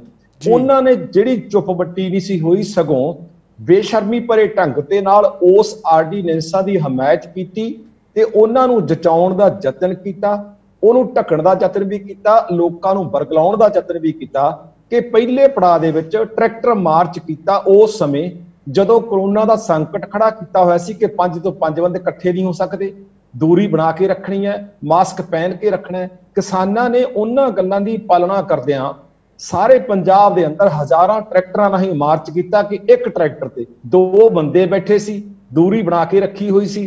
ਦੁਪੱਟੇ ਜਿਹੜੇ ਉਹਨਾਂ ਕੋਲ ਮਾਸਕ ਕਿਸਾਨਾਂ ਨੂੰ ਪਹਿਨਣੇ ਨਹੀਂ ਆਉਂਦੇ, ਪਰ ਜਿਹੜਾ ਗਲ 'ਚ ਪਾਇਆ ਹੋਇਆ ਦੁਪੱਟਾ ਸੀ ਉਹਨੂੰ ਮਾਸਕ ਦੇ ਤੌਰ ਤੇ ਵਰਤਦਿਆਂ ਹੋਇਆਂ ਅਕਾਲੀ ਭਾਜਪਾ ਐਮਪੀਆਂ ਦੇ, ਉਹਨਾਂ ਦੇ ਜ਼ਿਲ੍ਹਾ ਇੰਚਾਰਜਾਂ ਦੇ, ਉਹਨਾਂ ਦੇ ਮੰਤਰੀਆਂ ਦੇ ਘਰਾਂ ਦੇ ਅੱਗੇ ਜਾ ਕੇ ਦਸਤਕ ਦਿੱਤੀ ਕਿ ਇਹ ਆਰਡੀਨੈਂਸ ਸਾਡੀ ਮੌਤ ਦਾ ਸਾਧਨ ਬਣਨਗੇ। ਇਸ ਕਰਕੇ ਤੁਸੀਂ ਇਹ ਆਰਡੀਨੈਂਸ ਵਾਪਸ ਕਰਨ ਦੇ ਲਈ ਉੱਥੋਂ ਦੀ ਬੀਜੇਪੀ ਹਕੂਮਤ ਤੇ ਪ੍ਰੈਸ਼ਰ ਕਰੋ, ਉਹਦੇ ਤੇ ਤੁਸੀਂ ਹਮਾਇਤ ਵਾਪਸ ਲਓ। ਸੱਚੀ ਜੇ ਤੁਸੀਂ ਪਾਰਟੀ ਕਹਾਉਂਦੇ ਹੋ ਕਿ ਅਸੀਂ ਕਿਸਾਨਾਂ ਦੀ ਅਗਵਾਈ ਕਰਨ ਵਾਲੇ ਹਾਂ, ਤਾਂ ਤੁਸੀਂ ਕਿਸਾਨਾਂ ਦੇ ਨਾਲ, ਕਿਸਾਨਾਂ ਦੇ ਹਿੱਤ ਵਿੱਚ ਸਟੈਂਡ ਲਓ। ਪਰ ਦੱਤ ਸਾਹਿਬ ਇਹਦੇ ਵਿੱਚ ਮੈਂ ਇੱਕ ਚੀਜ਼ ਕਹਿਣੀ ਐਡ ਕਰਨੀ ਚਾਹੂੰਗਾ, ਕੀ ਤੁਸੀਂ ਭਾਜਪਾ ਤੇ ਅਕਾਲੀਆਂ ਦੇ ਹੀ ਨੁਮਾਇੰਦਿਆਂ ਨੂੰ ਟਾਰਗੇਟ ਕੀਤਾ? ਤੁਸੀਂ ਕਾਂਗਰਸ ਦੀ ਜਿਹੜੀ ਹੈ ਪੋਲ ਖੁੱਲ ਕੇ ਹੁਣ ਸਾਹਮਣੇ ਆਈ ਹੈ ਕਿ ਉਹਨਾਂ ਦੀ ਵੀ ਰਜ਼ਾਮੰਦੀ ਸੀ, ਉਹਨਾਂ ਦੇ ਨੇਤਾਵਾਂ ਨੂੰ ਘੇਰਨ ਦੀ ਕੋਸ਼ਿਸ਼ ਨਹੀਂ ਕੀਤੀ ਕਿਉਂਕਿ ਉਹਨਾਂ ਕੋਲ ਤਾਂ ਮੌਜੂਦਾ ਪਾਵਰ ਹੈ। ਅਸੀਂ ਜਦ ਮੇਜਰ ਸਿੰਘ ਜੀ, ਅਸੀਂ ਦੂਸਰੇ ਪੜਾਅ ਦੇ ਵਿੱਚ ਸਾਰੇ ਪੰਜਾਬ ਦੇ, ਭਾਵੇਂ ਉਹ ਕਿਸੇ ਵੀ ਪਾਰਟੀ ਦਾ MLA ਸੀ, MP ਸੀ, ਪੰਜਾਬ ਦੀਆਂ ਸਾਰੀਆਂ ਕਿਸਾਨ ਜਥੇਬੰਦੀਆਂ ਨੇ, ਭਾਵੇਂ ਉਹ ਦਾ ਵਿਧਾਇਕ ਸੀ, ਭਾਵੇਂ ਮੰਤਰੀ ਸੀ, ਭਾਵੇਂ MP ਸੀ, ਉਹਨਾਂ ਦੇ ਘਰਾਂ ਦੇ ਅੱਗੇ ਜਾ ਕੇ ਨੌਜਵਾਨ ਮੋਟਰਸਾਈਕਲ ਕਾਫਲਿਆਂ ਨੇ ਉਹਨਾਂ ਨੂੰ ਚੇਤਾਵਨੀ ਦਿੱਤੀ, ਚੇਤਾਵਨੀ ਭਰੇ ਪੱਤਰ ਦਿੱਤੇ, ਉਹਨੂੰ ਮੰਗ ਪੱਤਰ ਦਿੱਤੇ ਕਿ ਤੁਸੀਂ ਜਾ ਕੇ ਵਿਧਾਨ ਸਭਾ ਦੇ ਵਿੱਚ, ਤੁਸੀਂ ਜਾ ਕੇ ਵਿਧਾਨ ਸਭਾ 'ਚ ਆਵਾਜ਼ ਉਠਾਓ। ਔਰ ਤੁਹਾਨੂੰ ਮੈਂ ਦੱਸ ਰਿਹਾ ਕਿ ਜਦੋਂ ਕਾਂਗਰਸੀ ਵਿੱਚੇ ਆਪ ਵਿੱਚੇ ਸਾਰਿਆਂ ਨੂੰ ਇਸ ਗੱਲ ਦਾ ਵਕਤ ਪੈ ਗਿਆ, ਤਾਂ ਉਹਨਾਂ ਨੇ, ਪੰਜਾਬ ਸਰਕਾਰ ਨੇ ਆਰਡੀਨੈਂਸ ਵਾਪਸ ਕਰਾਉਣ ਦਾ, ਰੱਦ ਕਰਨ ਦਾ ਵਿਧਾਨ ਸਭਾ ਦੇ ਵਿੱਚ ਮਤਾ ਤਦ ਪਾਇਆ, ਨਹੀਂ ਉਹ ਖੇਖਣ ਕਰਨ ਦੇ ਰਾਹ ਪਏ ਹੋਏ ਸੀ ਕਿ ਵਿਧਾਨ ਸਭਾ 'ਚ ਮਤਾ ਮੂਵ ਕਰਨਾ ਪਿਆ ਔਰ ਇਹਦਾ ਵਿਰੋਧ ਕਰਨਾ, ਰੱਦ ਕਰਨੇ ਪਏ। ਉਹ ਉਸ ਪੰਜਾਬ ਦੇ ਸੰਘਰਸ਼ਸ਼ੀਲ ਕਿਸਾਨ ਜਥੇਬੰਦੀਆਂ ਦੇ ਦਬਾਅ ਦਾ ਸਿੱਟਾ ਹੀ ਸੀ ਕਿ ਇਹ ਸਮਝਦੀ ਸੀ ਕਿ ਪੰਜਾਬ ਦੀ ਕਾਂਗਰਸ ਸਰਕਾਰ ਵੀ ਨੀਤੀ ਦੇ ਪੱਧਰ ਤੇ ਕੋਈ ਵੱਖ ਨਹੀਂ, ਪਰ ਕੱਲ ਹੀ, ਕਿਉਂਕਿ ਸਿੱਧੇ ਰੂਪ 'ਚ ਉਹਨਾਂ ਆਰਡੀਨੈਂਸਾਂ ਦੇ ਪੱਖ ਦੇ ਵਿੱਚ ਬਿਆਨ ਦੇ ਰਹੇ ਸੀ, ਉਹਦੀ ਵਾਜਬੀਅਤ ਠਹਿਰਾ ਰਹੇ ਸੀ, ਇਸ ਕਰਕੇ ਪਹਿਲੇ ਦੌਰ 'ਚ ਉਹਨਾਂ ਨੂੰ ਟਾਰਗੇਟ ਬਣਾਇਆ ਗਿਆ। ਪਰ ਉਹ ਬਖਸ਼ਿਆ ਨਹੀਂ ਗਿਆ ਕਾਂਗਰਸ ਨੂੰ, ਕਾਂਗਰਸ ਦੇ ਪੱਖ 'ਚ ਨਹੀਂ, ਸਗੋਂ ਕਾਂਗਰਸ ਨੂੰ ਵੀ ਸੈਕੰਡ ਸਟੇਜ ਤੇ ਆ ਕੇ ਇਹਦੇ ਨਿਸ਼ਾਨੇ ਤੇ ਲਿਆ ਗਿਆ ਤੇ ਕਾਂਗਰਸ ਨੂੰ ਮਜਬੂਰ ਕੀਤਾ ਕਿ ਉਹ ਵਿਧਾਨ ਸਭਾ ਦੇ ਵਿੱਚ ਮਤਾ ਲੈ ਕੇ ਆਉਣ ਤੇ ਆਰਡੀਨੈਂਸ ਰੱਦ ਕਰਨ ਦਾ ਮਤਾ ਲੈ ਕੇ ਆਉਣਾ ਪਿਆ। ਦੱਤ ਸਾਹਿਬ, ਇਹ ਜਿਹੜੀਆਂ ਸਰਕਾਰਾਂ ਨੇ, ਚਾਹੇ ਪਹਿਲੀ ਸੀ ਚਾਹੇ ਮੌਜੂਦਾ ਸੀ, ਤੇ ਇਹ ਕਿਸਾਨਾਂ ਨੂੰ ਹੀ ਕਿਉਂ ਟਾਰਗੇਟ ਕਰਦੀਆਂ ਨੇ ਜਦੋਂ 60% ਤੋਂ ਉੱਤੇ ਜਿਹੜਾ ਅਨਾਜ ਹੈ ਲੋਕਾਂ ਦੇ ਪੇਟ 'ਚ ਪਾਉਣ ਦਾ ਜੁਮਾ ਸਿੱਧਾ ਕਿਸਾਨਾਂ ਦੇ ਕੋਲ ਹੈ? ਕੋਈ ਵੀ ਚੀਜ਼ ਹੋਵੇ, ਇਹਨਾਂ ਨੂੰ ਇਹ ਨਹੀਂ ਲੱਗਦਾ ਕਿ ਜੇ ਕਿਸਾਨ ਮਰਦਾ ਤਾਂ ਇੰਡੀਆ ਮਰ ਜਾਣਾ? ਇਹਨਾਂ ਨੂੰ ਇਹ ਪਤਾ ਹੈ, ਬਹੁਤ ਚੰਗੀ ਤਰ੍ਹਾਂ ਪਤਾ ਹੈ ਕਿ ਕਿਸਾਨ ਨੂੰ ਜੇ ਮਰਦਾ ਤਾਂ ਮੁਲਕ ਨੇ ਮਰ ਜਾਣਾ ਹੈ। ਪਰ ਕੀ ਹੈ ਵੀ ਇੱਥੋਂ ਦੀ ਜਿਹੜੀ ਸਰਕਾਰ ਹੈ, ਭਾਵੇਂ ਗੱਦੀ ਤੇ ਕੋਈ ਮਰਜ਼ੀ ਬਹਿ ਜੇ, ਇਹਨੂੰ ਸਾਨੂੰ ਥੋੜਾ ਜਿਹਾ ਪਿੱਛੇ ਜਾ ਕੇ ਮੇਜਰ ਸਿੰਘ ਜੀ 1990-91 ਚ ਰਾਓ ਮਨਮੋਹਨ ਸਿੰਘ ਜਿਹੜੀ ਗੈਟ ਸਮਝੌਤੇ ਦੇ ਤਹਿਤ ਵਿਸ਼ਵ ਵਪਾਰ ਸਮਝੌਤਾ ਜਿਹੜਾ ਕੀਤਾ ਸੀ, ਜਿਹੜੀ ਬੇਰੋਕ ਟੋਕ ਦਰਾਮਦ ਜਿਹੜੀ ਆਉਣ ਦਾ ਫੈਸਲਾ ਇਹਨਾਂ ਨੇ ਕੀਤਾ ਸੀ, ਉਸ ਸਮੇਂ ਵੀ ਬੀਜੇਪੀ ਦਾ ਕੋਈ ਮਤਭੇਦ ਨਹੀਂ ਸੀ ਨੀਤੀ ਦੇ ਪੱਧਰ ਤੇ। ਅੱਜ ਵੀ ਉਹੀ ਮਨਮੋਹਨ ਸਿੰਘ ਵਾਲੇ ਗੈਟ ਸਮਝੌਤੇ ਤੇ ਬੀਜੇਪੀ ਦੇ ਮੂੰਹ ਦੇ ਵਿੱਚੋਂ ਇੱਕ ਸ਼ਬਦ ਨਹੀਂ ਨਿਕਲਦਾ ਕਿ ਅਸੀਂ ਵਿਸ਼ਵ ਵਪਾਰ ਸਮਝੌਤੇ ਚੋਂ ਬਾਹਰ ਆਉਂਦੇ ਹਾਂ। ਕਿਉਂ ਕਿ ਅੱਜ ਸਾਡੇ ਮੁਲਕ ਦੇ ਅੰਦਰ ਜੇ ਖੇਤੀ ਉਜੜਦੀ ਹੈ, ਇਹਦਾ ਮਤਲਬ ਹੈ ਕਿ ਜਿਹੜੀ ਵੱਡੀ ਪੱਧਰ ਤੇ ਪੰਜਾਬ ਦੀ 85% ਤੋਂ ਉੱਪਰ 2.5 ਏਕੜ ਤੋਂ ਘੱਟ ਵਾਲੀ ਕਿਸਾਨੀ ਹੈ, ਉਹ ਉਜੜ ਜਾਣੀ ਹੈ। ਜਿਹੜੇ ਹੁਣ ਕਹਿੰਦੇ ਆ ਕਿ ਤੁਸੀਂ ਬਾਹਰ ਜਾ ਕੇ ਆਪਣੀਆਂ ਫਸਲਾਂ ਵੇਚ ਲਓ, ਉਹ ਬਾਦਲ ਦੇ ਕਿੰਨੂ ਜ਼ਰੂਰ ਕੈਲੀਫੋਰਨੀਆ 'ਚ ਪਹੁੰਚ ਜਾਣਗੇ, ਉਹ ਜਾਖੜ ਦੇ ਕਿੰਨੂ ਜ਼ਰੂਰ ਪਹੁੰਚ ਜਾਣਗੇ, ਉਹ ਰਾਜੇ ਦਾ ਜਿਹੜਾ ਆਪਣਾ ਹਿਮਾਚਲ 'ਚ ਬਾਗ ਹੈ ਉੱਥੋਂ ਜ਼ਰੂਰ ਪਹੁੰਚ ਜਾਣਗੇ, ਉਹ ਮਨਪ੍ਰੀਤ ਬਾਦਲ ਦੇ ਕਿੰਨੂ ਕੈਲੀਫੋਰਨੀਆ ਪਹੁੰਚ ਜਾਣਗੇ। ਪਰ ਇੱਕ 2.5 ਏਕੜ ਤੋਂ ਘੱਟ ਵਾਲੇ ਕਿਸਾਨ ਕੋਲੇ ਉਹਨੂੰ 5 ਕਿਲੋਮੀਟਰ ਦੀ ਮੰਡੀ ਦੇ ਵਿੱਚ ਆਪਦੀ ਜਿੰਨੀ ਕੁ ਮਾੜੀ ਮੋਟੀ ਜਿਣਸ ਘਰ ਵਰਤਣ ਤੋਂ ਬਚਦੀ ਹੈ, ਉਹਦੇ ਲਈ ਵੀ ਕਿਰਾਏ ਤੇ ਕਰਕੇ ਟਰਾਲੀ ਲਿਜਾਣੀ ਪੈਂਦੀ ਹੈ, ਉਹਨੂੰ 5 ਕਿਲੋਮੀਟਰ ਦੀ ਮੰਡੀ ਤੱਕ ਲਿਜਾਣ ਦਾ ਵੀ ਇੱਕ ਮੁਸ਼ਕਲ ਖੜੀ ਹੁੰਦੀ ਹੈ। ਇਸ ਕਰਕੇ ਉਹਨਾਂ ਵਾਸਤੇ ਕੋਈ ਫਰਕ ਨਹੀਂ ਪੈਂਦਾ ਕਿ ਉਹਨਾਂ ਦੇ ਨਾਲ ਉਜੜਨਾ ਕਿਹਨੇ ਹੈ। ਖੇਤੀ ਨੂੰ ਉਜਾੜਨ ਦੀ ਨੀਤੀ ਅੱਜ ਦੀ ਨਹੀਂ, ਇਹ ਜੇ ਆਪਾਂ ਸਦੀਆਂ ਪਹਿਲਾਂ ਕਹਿਣੀ ਹੋਵੇ, ਬਾਬਾ ਬੰਦਾ ਸਿੰਘ ਬਹਾਦਰ ਵੇਲੇ ਦੀ ਗੱਲ ਤੁਸੀਂ ਚੇਤੇ ਰੱਖੋ, ਜਦੋਂ ਉਹਨਾਂ ਨੇ ਜ਼ਮੀਨ ਹਲਵਾਹਕ ਦਾ ਨਾਰਾ ਲਾਇਆ ਸੀ, ਤਾਂ ਉਸ ਸਮੇਂ ਤੋਂ ਲੈ ਕੇ ਫਿਰ ਜਦੋਂ ਬਿਰਸਾ ਮੁੰਡਾ ਦੀ ਲਹਿਰ ਦੀ ਗੱਲ ਤੁਸੀਂ ਜਾਣਦੇ ਹੋਵੋਗੇ, ਜਦੋਂ ਚਾਚਾ ਅਜੀਤ ਸਿੰਘ ਦੀ ਪਗੜੀ ਸੰਭਾਲ ਜੱਟਾ ਲਹਿਰ ਦੀ ਗੱਲ ਜਾਣਦੇ ਹੋਵੋਗੇ, ਜਦੋਂ ਤੁਸੀਂ ਬੱਬਰ ਕਾਲੀਆਂ ਦੀ ਕਦਰੀ ਬਾਬਿਆਂ ਦੀ ਗੱਲ, ਯਾਨੀ ਸੰਕਟ ਜਿਹੜਾ ਖੇਤੀ ਦਾ ਸੰਕਟ ਹੈ, ਖੇਤੀ ਦਾ ਸੰਕਟ ਕੋਈ ਅੱਜ ਦਾ ਨਹੀਂ, ਸਦੀਆਂ ਤੋਂ ਹੀ ਖੇਤੀ ਨੂੰ ਪਛੜਿਆ ਰੱਖਿਆ ਗਿਆ, ਖੇਤੀ ਨੂੰ ਉਜਾੜਨ ਤੇ ਤੁਲੇ ਰਹੇ ਆ ਤੇ ਕਾਫਲੇ ਖੇਤੀ ਨੂੰ ਬਚਾਉਣ ਦੇ ਲਈ, ਖੇਤੀ ਨੂੰ ਆਪਣੀ ਜੀਵਨ ਦੀ ਉਪਜੀਵਕਾ, ਜੀਵਨ ਦਾ ਜਿਹੜਾ ਜਿਉਣ ਦਾ ਸਾਧਨ ਮੰਨ ਕੇ ਲੜਾਈ ਦਾ ਦੌਰ ਉਦੋਂ ਤੋਂ ਸਦੀਆਂ ਤੋਂ ਪਹਿਲਾਂ ਤੋਂ ਚੱਲਦਾ ਹੈ ਤੇ ਹੁਣ ਵੀ ਚੱਲਦਾ ਰਹੂਗਾ, ਜਦੋਂ ਤੱਕ ਇਹ ਨੀਤੀ ਵਾਪਸ ਨਹੀਂ ਹੋ ਜਾਂਦੀ। ਜਿਹੜੀ ਖੇਤੀ ਉਜਾੜੇ ਦੀ ਨੀਤੀ ਹੈ, ਇਹਨੂੰ ਵਾਪਸ ਕਰਾਉਣ ਦੇ ਲਈ ਕਿਸਾਨਾਂ ਨੂੰ ਆਪਣੀ ਸੰਘਰਸ਼ਾਂ ਨੂੰ ਵਿਸ਼ਾਲ ਵੀ ਕਰਨਾ ਪੈਣਾ ਤੇ ਤੇਜ਼ ਵੀ ਕਰਨਾ। ਜੀ ਦੱਤ ਸਾਹਿਬ, ਮੈਂ ਤੁਹਾਨੂੰ ਰੋਕ ਕੇ ਪੁੱਛਣਾ ਚਾਹੁੰਦਾ, ਕਿਉਂਕਿ ਮੈਂ ਕਿਸਾਨ ਪਰਿਵਾਰ ਨਾਲ ਸੰਬੰਧ ਰੱਖਦਾ ਤੇ ਮੈਂ ਮਤਲਬ ਮੈਨੂੰ ਤਾਂ ਬਹੁਤ ਦੋ ਦਹਾਕਿਆਂ ਤੋਂ ਵੀ ਉੱਤੇ ਹੋ ਗਏ ਇੱਥੇ, 25-26 ਸਾਲ ਹੋ ਗਏ ਮੈਨੂੰ ਛੱਡੇ ਨੂੰ ਸਾਰਾ ਕੁਛ।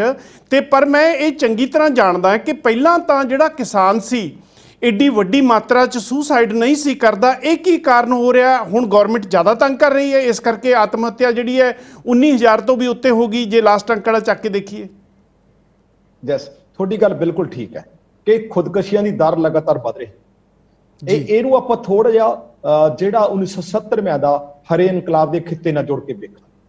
ਹਰੇ ਇਨਕਲਾਬ ਦੇ ਖਿੱਤਿਆਂ ਦੇ ਵਿੱਚ ਜਦੋਂ ਇਹਨਾਂ ਨੇ ਪ੍ਰਚਾਰਿਆ ਕਿ ਜਦੋਂ ਉਸ ਸਮੇਂ ਦੀ ਗੱਲ ਹੈ ਕਿ ਜਦੋਂ ਮੁਲਕ ਦਾ ਜਿਹੜਾ ਢਿੱਡ ਭਰਨ ਵਾਸਤੇ PL 480 ਜਿਹੇ ਸ਼ਰਮਨਾਕ ਅਮਰੀਕਾ ਦੇ ਨਾਲ ਸਮਝੌਤੇ ਕੀਤੇ ਗਏ ਸੀ, ਮੁਲਕ ਕੋਲੇ ਅੰਨ ਨਹੀਂ ਸੀ, ਅੰਨ ਢਿੱਡ ਭਰਨ ਵਾਸਤੇ ਕਦੇ ਇਹ ਭੂਦਾਨ ਦੀ ਗੱਲ ਕਰਦੇ ਸੀ, ਕਦੇ ਇਹ ਭੁੱਖੇ ਰਹਿ ਕੇ ਕਹਿੰਦੇ ਸੀ ਵਰਤ ਰੱਖੋ, ਇੱਕ ਡੰਗ ਦੀ ਰੋਟੀ ਖਾਓ। ਯਾਨੀ ਲੋਕਾਂ ਕੋਲੇ ਅੰਨ ਨਹੀਂ ਸੀ ਖਾਣ ਵਾਸਤੇ, ਇਹ ਅਮਰੀਕਾ ਤੋਂ ਆਸਟ੍ਰੇਲੀਆ ਤੋਂ ਅੰਨ ਮੰਗਵਾਉਂਦੇ ਹੁੰਦੇ ਸੀ ਜੀ। ਅੱਜ ਜਦੋਂ ਪੰਜਾਬ ਦੇ ਕਿਸਾਨ ਨੇ ਇਹ ਲੈ ਆਂਦਾ ਕਿ ਉਹਨੂੰ ਇੱਥੇ ਫਿਰ ਲਿਆਂਦਾ ਕੀ ਆ, ਉਹਦਾ ਮਾਡਲ ਅਜਿਹਾ ਵਿਕਸਿਤ ਕੀਤਾ ਕਿ ਜਿਹੜਾ ਮੁਨਾਫਾ, ਜਿਹੜੀਆਂ ਇਹਦੇ ਆਧਾਰਿਤ ਸਨਅਤਾਂ ਸੀ, ਜਿਹੜੀਆਂ ਸਨਅਤਾਂ ਲੱਗੀਆਂ ਇੱਥੇ, ਕੰਬਾਈਨ ਦੀ ਸਨਅਤ ਆਈ, ਟਰੈਕਟਰਾਂ ਦੀ ਸਨਅਤ ਆਈ, ਇੱਥੇ ਹੋਰ ਜਿਹੜੀਆਂ ਸਨਅਤਾਂ ਜੁੜ ਕੇ ਆਈਆਂ, ਜਿਹੜੇ ਰੇ ਸਾਡੀ ਅਸੀਂ ਬੀਜਦੇ ਰਿਸ਼ਤੇ ਰੂੜੀ ਪਾ ਕੇ, ਕਿਉਂਕਿ ਜੇ ਤੁਸੀਂ ਖੇਤਾਂ ਦੇ ਪੁੱਤ ਹੋ ਤਾਂ ਮੈਂ ਮੈਟ੍ਰਿਕ ਵੇਲੇ ਜਦੋਂ ਖੇਤੀ ਕਰਦਾ ਤੇ ਮੈਂ ਵੀ ਖੇਤਾਂ ਦਾ ਪੁੱਤ ਰਿਹਾ। ਮੈਂ ਸਕੂਲ ਚੋਂ ਪੜ੍ਹਨ ਤੋਂ ਬਾਅਦ ਮੈਂ ਰੰਬਾ ਚੱਕ ਕੇ ਖੇਤ ਜਾਂਦਾ ਤਾਂ ਘਾਹ ਖੋਤ ਕੇ ਆਪਣੇ ਕਊ ਤੇ ਮੱਝ ਨੂੰ ਲਿਆ ਕੇ ਪਾਉਂਦਾ ਹੁੰਦਾ ਸੀ। ਇਹ ਮੈਨੂੰ ਖੇਤਾਂ 'ਚ ਮੁੜਕਾ ਬਹਾਏ ਦਾ ਅੱਜ ਵੀ ਪਤਾ ਹੈ ਕਿ ਉੱਥੇ ਮੁੜਕਾ ਕਿਵੇਂ ਡੁੱਲਦਾ ਤੇ ਮੁੜਕੇ ਦੀ ਕੀਮਤ ਕੀ ਹੁੰਦੀ ਹੈ, ਮੈਨੂੰ ਬਹੁਤ ਚੰਗੀ ਤਰ੍ਹਾਂ ਪਤਾ ਹੈ। ਅਸੀਂ ਤੁਹਾਡਾ ਜੇ ਤੁਸੀਂ ਪਟਿਆਲੇ ਦੇ ਹੋ, ਮੈਂ ਪਟਿਆਲੇ ਜਦੋਂ ਮਨਜੀਤ ਧਨੇਰ ਦੀ ਸਜ਼ਾ ਰੱਦ ਕਰਾਉਣ ਦੀ ਮਹਿਮਦਪੁਰ ਦੀ ਮੰਡੀ ਦੇ ਵਿੱਚ 7 ਦਿਨ ਰਿਹਾ ਤਾਂ ਮੈਂ 4 ਦਿਨ ਤੁਹਾਡੇ ਪਟਿਆਲੇ ਦੇ ਇਲਾਕੇ ਦੇ ਆਲੇ ਦੁਆਲੇ ਪਿੰਡਾਂ ਦੇ ਵਿੱਚ। ਕਿਹੜੀ ਮੰਡੀ ਕਿਹਾ ਤੁਸੀਂ? ਮਹਿਮਦਪੁਰ ਦੀ ਮੰਡੀ ਕਿਹਾ? ਹਾਂਜੀ। ਕਿਆ ਸਾਡੇ ਪਿੰਡਾਂ ਦੀ ਗੱਲ ਕਰਤੀ ਤੁਸੀਂ। ਬਿਲਕੁਲ, ਮੈਂ ਉਹਨਾਂ ਪਿੰਡਾਂ ਦੇ ਵਿੱਚ 4 ਦਿਨ ਜਾ ਕੇ ਆਇਆ ਤੁਹਾਡੇ ਪਿੰਡਾਂ। ਅਸੀਂ ਉੱਥੋਂ ਪਿੰਡਾਂ 'ਚ ਦੁੱਧ ਇਕੱਠਾ ਕਰਕੇ ਲੈ ਕੇ ਆਉਂਦੇ, ਅਸੀਂ ਉੱਥੋਂ ਰਾਸ਼ਨ ਇਕੱਠਾ, ਤਕੜਾਬੇ ਪਿੰਡ ਦੇ ਵਿੱਚੋਂ, ਅਸੀਂ ਤਬਲਾਨ ਪਿੰਡ ਦੇ ਵਿੱਚੋਂ, ਅਸੀਂ ਹੋਰਨਾਂ ਪਿੰਡਾਂ ਦੇ ਵਿੱਚੋਂ, ਅਮਲੋਹ ਬਲਾਕ ਦੇ ਪਿੰਡਾਂ ਦੇ ਵਿੱਚੋਂ ਅਸੀਂ ਜਾ ਕੇ ਦੁੱਧ ਤੇ ਰਾਸ਼ਨ ਇਕੱਠਾ ਕਰਕੇ ਲੈ ਕੇ ਆਉਂਦੇ ਹੁੰਦੇ। ਮੈਨੂੰ ਚੇਤੇ ਆ, ਤੁਹਾਡੇ ਪਿੰਡ ਛੋਟੇ ਆ, ਸਾਡੇ ਬਰਨਾਲੇ ਦੇ ਪਿੰਡਾਂ ਦੇ ਮੁਕਾਬਲੇ ਤੁਹਾਡੇ ਪਿੰਡ ਛੋਟੇ ਆ, ਫਾਸਲਾ ਥੋੜਾ। ਹੁਣ ਆਪਾਂ ਇੱਕ ਗੱਲ ਕਰੀਏ ਦੱਤ ਸਾਹਿਬ ਕਿ ਉਹ ਤੁਹਾਡੀ ਤੁਸੀਂ ਪੂਰੀ ਕਰਿਓ ਬਾਅਦ ਦੇ ਵਿੱਚ, ਮੈਂ ਭੁੱਲ ਨਾ ਜਾਵਾਂ ਹੁਣ ਸਵਾਲ ਕਰਾਂ। ਤੇ 5 ਥਾਵਾਂ ਤੇ ਕਿਸਾਨ ਨਾ ਬਹੁਤ ਵੱਡੇ ਵੱਡੇ ਧਰਨੇ ਦਿੱਤੇ, ਰੈਲੀਆਂ ਕੀਤੀਆਂ, ਤੇ ਉਹਦੇ ਵਿੱਚੋਂ ਨੰਬਰ ਤੁਹਾਡੀ ਬਰਨਾਲੇ ਵਾਲੀ ਰੈਲੀ ਬਹੁਤ ਲੈ ਗਈ। ਇਹ ਸਮਝੀਏ ਕਿ ਪੰਜਾਬ ਦੇ ਵਿੱਚ ਕਿਸਾਨਾਂ ਦਾ ਦੁੱਖ ਦਰਦ ਸਮਝਣ ਵਾਲੇ ਸਭ ਤੋਂ ਵੱਡੇ ਜਿਹੜੇ ਲੋਕ ਨੇ, ਮੁਦਈ ਨੇ ਜਾਂ ਉਹਨਾਂ ਦੇ ਹੱਕ ਪੂਰਨ ਵਾਲੇ, ਉਹ ਮਾਲਵੇ 'ਚ ਬੈਠੇ ਨੇ। ਦੇਖੋ, ਮਾਲਵਾ ਹਮੇਸ਼ਾ ਸੰਗਰਾਮਾਂ ਦੀ ਧਰਤੀ ਰਿਹਾ। ਦੌਂਦਵਾ ਸਾਹਿਬ ਦੀ ਧਰਤੀ ਨੂੰ ਮਾਣ ਹੈ ਕਿ ਗੁਰੂ ਗੋਬਿੰਦ ਸਿੰਘ ਦਾ ਜਿਹੜਾ ਇੱਧਰ ਆ ਕੇ ਸੰਘਰਸ਼ਾਂ ਦੇ ਦੌਰ 'ਚ ਲੰਘਣਾ। ਇਹ ਦੂਜੀ ਗੱਲ ਕਿ ਬਾਬਾ ਬੰਦਾ ਸਿੰਘ ਬਹਾਦਰ ਦਾ, ਜੇ ਮੈਂ ਕਹਿਣਾ ਹੋਵੇ, ਸਰਹੰਦ ਦੀ ਧਰਤੀ ਵੀ ਮਾਲਵੇ ਦੀ ਧਰਤੀ ਹੀ ਹੈ। ਠੀਕ ਹੈ ਜੀ, ਮਾਛੀਵਾੜੇ ਦੀ ਧਰਤੀ ਵੀ ਮਾਲਵੇ ਦੀ ਧਰਤੀ ਹੈ। ਭਾਵੇਂ ਭਗਤ ਸਿੰਘ ਦਾ ਪਿੰਡ ਖੜਕੜ ਕਲਾਂ ਦੁਆਬੇ ਦੇ ਵਿੱਚ ਪੈਂਦਾ ਹੈ, ਤੇ ਗਦਰੀ ਬਾਬਿਆਂ ਦੇ ਬਹੁਤੇ ਸਾਰੇ ਪਿੰਡ ਮਾਝੇ ਦੇ ਵਿੱਚ ਤੇ ਦੁਆਬੇ 'ਚ ਪੈਂਦੇ ਹੈ। ਪਰ ਬਰਨਾਲੇ ਦੀ ਧਰਤੀ ਤੇ ਮੋਗੇ ਦੀ ਧਰਤੀ, ਪਟਿਆਲੇ, ਦੇਖੋ ਤੁਸੀਂ ਕਿ ਉਹ ਮਾਝਾ, ਮਾਲਵਾ, ਦੁਆਬਾ 3 ਹਿੱਸਿਆਂ 'ਚ ਪੰਜਾਬ ਨੂੰ ਆਪਾਂ ਵੰਡਦੇ ਹਾਂ। ਪਰ ਮਾਲਵੇ ਦੇ ਵਿੱਚ ਹੀ 3 ਰੈਲੀ ਸੀ। ਮੋਗੇ ਸੀ ਰੈਲੀ, ਇੱਕ ਬਰਨਾਲੇ ਸੀ ਰੈਲੀ, ਤੇ ਇੱਕ ਪਟਿਆਲੇ ਸੀ ਰੈਲੀ ਜੀ। ਦੁਆਬੇ ਦੀ ਰੈਲੀ ਫਗਵਾੜੇ ਸੀ ਤੇ ਮਾਝੇ ਦੀ ਰੈਲੀ ਅੰਮ੍ਰਿਤਸਰ ਸੀ। ਬਰਨਾਲੇ ਦੀ ਰੈਲੀ 'ਚ ਇੱਕ ਤਾਂ ਗੱਲ ਇਹ ਸੀ ਵੀ ਇੱਥੇ ਉਦਾਂ ਹੀ ਇਲਾਕਾ ਜ਼ਿਆਦੇ ਸੀ, ਜ਼ਿਲ੍ਹੇ ਜ਼ਿਆਦੇ ਸੀ। ਸੰਕਟ ਦਾ ਵੀ ਜੇ ਦੇਖਣਾ ਹੋਵੇ, ਜਦੋਂ ਜਿਹੜੀਆਂ ਤੁਸੀਂ 11,000 ਖੁਦਕਸ਼ੀਆਂ ਦੀ ਗੱਲ ਕਰਦੇ ਹੋ, ਜਦੋਂ ਯੂਨੀਵਰਸਿਟੀਆਂ ਦੇ ਅਰਥ ਸ਼ਾਸਤਰੀਆਂ ਨੇ ਸੰਕਟ ਨੂੰ ਜਾਣਨ ਦੀ, ਤਾਂ ਬਰਨਾਲਾ, ਸੰਗਰੂਰ ਤੇ ਮਾਨਸਾ ਨੂੰ ਹੀ ਉਹਨਾਂ ਨੇ ਚੁਣਿਆ, ਕਿਉਂਕਿ ਇੱਥੇ ਸਭ ਤੋਂ ਵੱਧ ਖੁਦਕਸ਼ੀਆਂ ਹੁੰਦੀਆਂ ਹੈ। ਕਿਉਂਕਿ ਇੱਥੇ ਦੀ ਜਿਹੜੀ ਧਰਤੀ ਹੈ, ਤੁਸੀਂ ਪਟਿਆਲੇ ਰਹੇ ਹੋ, ਪਟਿਆਲੇ ਦੀ ਧਰਤੀ ਦਾ ਤੇ ਮਾਨਸਾ ਤੇ ਬਰਨਾਲੇ ਦੀ ਧਰਤੀ ਦਾ ਬਹੁਤ ਜ਼ਿਆਦਾ ਫਰਕ ਹੈ। ਇਸ ਸਾਡੇ ਵਾਲੀ ਧਰਤੀ ਟਿੱਬੇ ਵਾਲੀ ਧਰਤੀ ਵੱਜਦੀ ਜੀ। ਅਸੀਂ ਤਾਂ ਟਿੱਬੇ ਕਰਾ ਕੇ ਇਸ ਧਰਤੀ ਨੂੰ ਝੋਨਾ ਪੈਦਾ ਕਰਨ ਵਾਸਤੇ ਤਿਆਰ ਕੀਤਾ ਹੈ। ਜੇ ਸੱਚ ਕਹਿਣਾ ਹੋਵੇ ਤਾਂ ਇੱਥੇ ਝੋਨੇ ਦੀ ਪੈਦਾਵਾਰ ਨਹੀਂ, ਸਾਡੇ ਤਾਂ ਗੁਆਰਾ ਹੁੰਦਾ, ਸਾਡੇ ਚਰੀਆਂ ਹੁੰਦੀਆਂ, ਸਾਡੇ ਬਾਜਰੇ ਹੁੰਦੇ, ਸਾਡੀ ਤਾਂ ਇਹ ਨਰਮੇ ਕਪਾਹਾਂ। ਲੰਬੀ ਗੱਲ ਹੋ ਜੂਗੀ, ਮੈਂ ਸਮਝਦਾ ਦੱਤ ਸਾਹਿਬ। ਆਪਾਂ ਇਹਨੂੰ ਛੋਟੀ ਕਰੀਏ ਤੇ ਆਪਾਂ ਇਹ ਗੱਲ ਕਰੀਏ ਕਿ ਜਿਹੜੀਆਂ ਰੈਲੀਆਂ ਸੀ ਉਹ ਤੁਹਾਨੂੰ ਕਿਵੇਂ ਲੱਗੀਆਂ, ਕਿ ਕਿੰਨੀਆਂ ਕੁ ਕਾਮਯਾਬ ਹੋਈਆਂ, ਤੇ ਆਉਣ ਵਾਲੇ ਸਮੇਂ 'ਚ ਅਸੀਂ ਕਿਸਾਨਾਂ ਨੂੰ ਕਿਸ ਲੈਵਲ ਤੇ ਦੇਖ ਸਕਦੇ ਹਾਂ ਸਰਕਾਰ ਦੇ ਅਗੇਂਸਟ? ਸਰਕਾਰ ਦੇ ਵਿਰੁੱਧ ਰੈਲੀਆਂ ਦੇ ਵਿੱਚ ਮੇਰਾ ਆਪਦਾ ਸਿੱਧਾ ਕਿਸਾਨੀ ਦੇ ਨਾਲ ਮੇਜਰ ਸਿੰਘ ਜੀ 25-30 ਸਾਲ ਦਾ ਪਾ ਹੈ ਜੀ। ਤੇ 30 ਸਾਲ ਦੇ ਬਾਅਦ ਦੇ ਵਿੱਚ ਮੈਂ ਬਹੁਤ ਇਸ ਲਹਿਰ ਦੇ ਵਿੱਚ, ਕਿਸਾਨ ਲਹਿਰ ਦੇ ਵਿੱਚ ਉਤਰਾਅ ਚੜ੍ਹਾਅ ਦੇਖਿਆ। ਮੈਂ ਉਹਨੂੰ ਬਹੁਤ ਨੇੜਿਓਂ ਹੋ ਕੇ ਤੱਕਿਆ ਜੋ ਮੈਂ ਬਦਲਾਅ ਦੇਖ ਰਿਹਾ ਪਿਛਲੇ ਸਮੇਂ, ਇਸੇ ਲਈ ਤੁਹਾਡੇ ਮੂੰਹੋਂ ਸੁਣਨ ਵਾਸਤੇ ਅੱਜ ਆਪਾਂ ਇੱਥੇ ਬੈਠੇ ਹਾਂ ਤੇ ਤੁਹਾਨੂੰ ਬੁਲਾਇਆ। ਹਾਂ ਚਲੋ ਠੀਕ ਗੱਲ ਹੈ ਕਿ ਮੇਰੇ ਵਰਗੇ ਸੁਣਾਉਣ ਵਾਲੇ ਹੋਰ ਵੀ ਬੜੇ ਸਾਰੇ ਤੁਹਾਡੇ ਨਾਲ ਬੈਠੇ ਹੋਣਗੇ, ਆਉਂਦੇ ਰਹਿੰਦੇ ਆ, ਮੇਰੇ ਮਿੱਤਰ ਤੁਹਾਡੇ ਨਾਲ ਆਉਂਦੇ ਰਹਿੰਦੇ ਆ ਜੀ। ਜਿਹੜੀ ਮੈਂ ਗੱਲ ਕਰਦਾ ਕਿ ਸਾਡੇ ਨਾਲ 2-3 ਸਾਲ ਪਹਿਲਾਂ ਤੱਕ ਸੰਕਟ ਤਾਂ ਜਿਹੜੇ ਸੂਝਵਾਨ ਚੇਤਨ ਕਿਸਾਨ ਸੀ ਉਹ ਰੈਲੀਆਂ ਦੇ ਵਿੱਚ ਪਹਿਲਾਂ ਉਹਨਾਂ ਨੇ ਆਉਣਾ ਸ਼ੁਰੂ ਕੀਤਾ ਹੈ। ਮੈਨੂੰ ਪਤਾ ਹੈ ਕਿ 2010 ਦੇ ਵਿੱਚ, ਤੁਹਾਨੂੰ ਚੇਤੇ ਹੋਵੇ, ਮਾਨਸਾ ਦੇ ਪਿੰਡ ਬੀਰੋ ਕੇ ਖੁਰਦ ਦਾ ਕਿਸਾਨ ਲਹਿਰ ਦਾ ਪਹਿਲਾ ਜ਼ਮੀਨ ਬਚਾਓ ਮੋਰਚੇ ਦਾ ਸ਼ਹੀਦ ਪ੍ਰਿਥੀਪਾਲ ਸਿੰਘ ਚੱਕ ਅਲੀ ਸ਼ੇਰ ਹੋਇਆ। ਉਹਦੀ ਵਰਸੀ ਹਰ ਸਾਲ ਮਨਾਈ ਜਾਂਦੀ ਹੈ। ਉਹ ਇਹ ਸੀ ਕਿ 2.5 ਕਨਾਲਾਂ ਕਿਸਾਨ ਦਾ ਮਾਲਕ ਭੋਲਾ ਸਿੰਘ ਸੀ, ਉਹ ਆੜਤੀਏ, ਤਹਿਸੀਲਦਾਰ ਤੇ ਗੁੰਡੇ ਰਲ ਕੇ ਉਹ ਕਿਸਾਨ ਦੀ ਥੋੜੀ ਜਿਹੇ ਪੈਸਿਆਂ ਪਿੱਛੇ ਕੁਰਕ ਕਰਨ ਆਏ ਸੀ। ਉੱਥੇ ਗੋਲੀ ਸਿੱਧੀ ਚੱਲੀ ਤੇ ਕਿਸਾਨ ਸ਼ਹੀਦ ਹੋ ਗਿਆ। ਪਰ ਉਸ ਤੋਂ ਬਾਅਦ ਉਹ ਆਪ ਇੱਕ ਸ਼ਹੀਦ ਹੋਣ ਦੇ ਨਾਲ, ਪ੍ਰਿਥੀਪਾਲ ਦੇ ਨਾਲ ਇੱਕ ਮੂਵਮੈਂਟ, ਇੱਕ ਲਹਿਰ ਪੈਦਾ ਹੋ ਗਈ ਕਿ ਜਿਹੜੀਆਂ ਜ਼ਮੀਨਾਂ ਤੇ ਕਬਜ਼ੇ ਰੋਕਣ ਦਾ ਸੰਕਲਪ, ਕਿ ਜੇ ਜ਼ਮੀਨਾਂ ਤੇ ਕਬਜ਼ੇ ਰੋਕਣੇ ਤਾਂ ਸਾਨੂੰ ਸੰਘਰਸ਼ਾਂ ਦੇ ਦੌਰ ਮੰਗਾਉਣੇ ਪੈਣੇ, ਸਾਨੂੰ ਸੰਘਰਸ਼ ਤੇਜ਼ ਕਰਨਾ ਪੈਣਾ। ਫਿਰ ਨਾਰਾ ਆਇਆ ਕਿ ਬੱਚਾ ਬੱਚਾ ਝੋਕ ਦਿਆਂਗੇ, ਜ਼ਮੀਨਾਂ ਤੇ ਕਬਜ਼ੇ ਰੋਕ ਦਿਆਂਗੇ।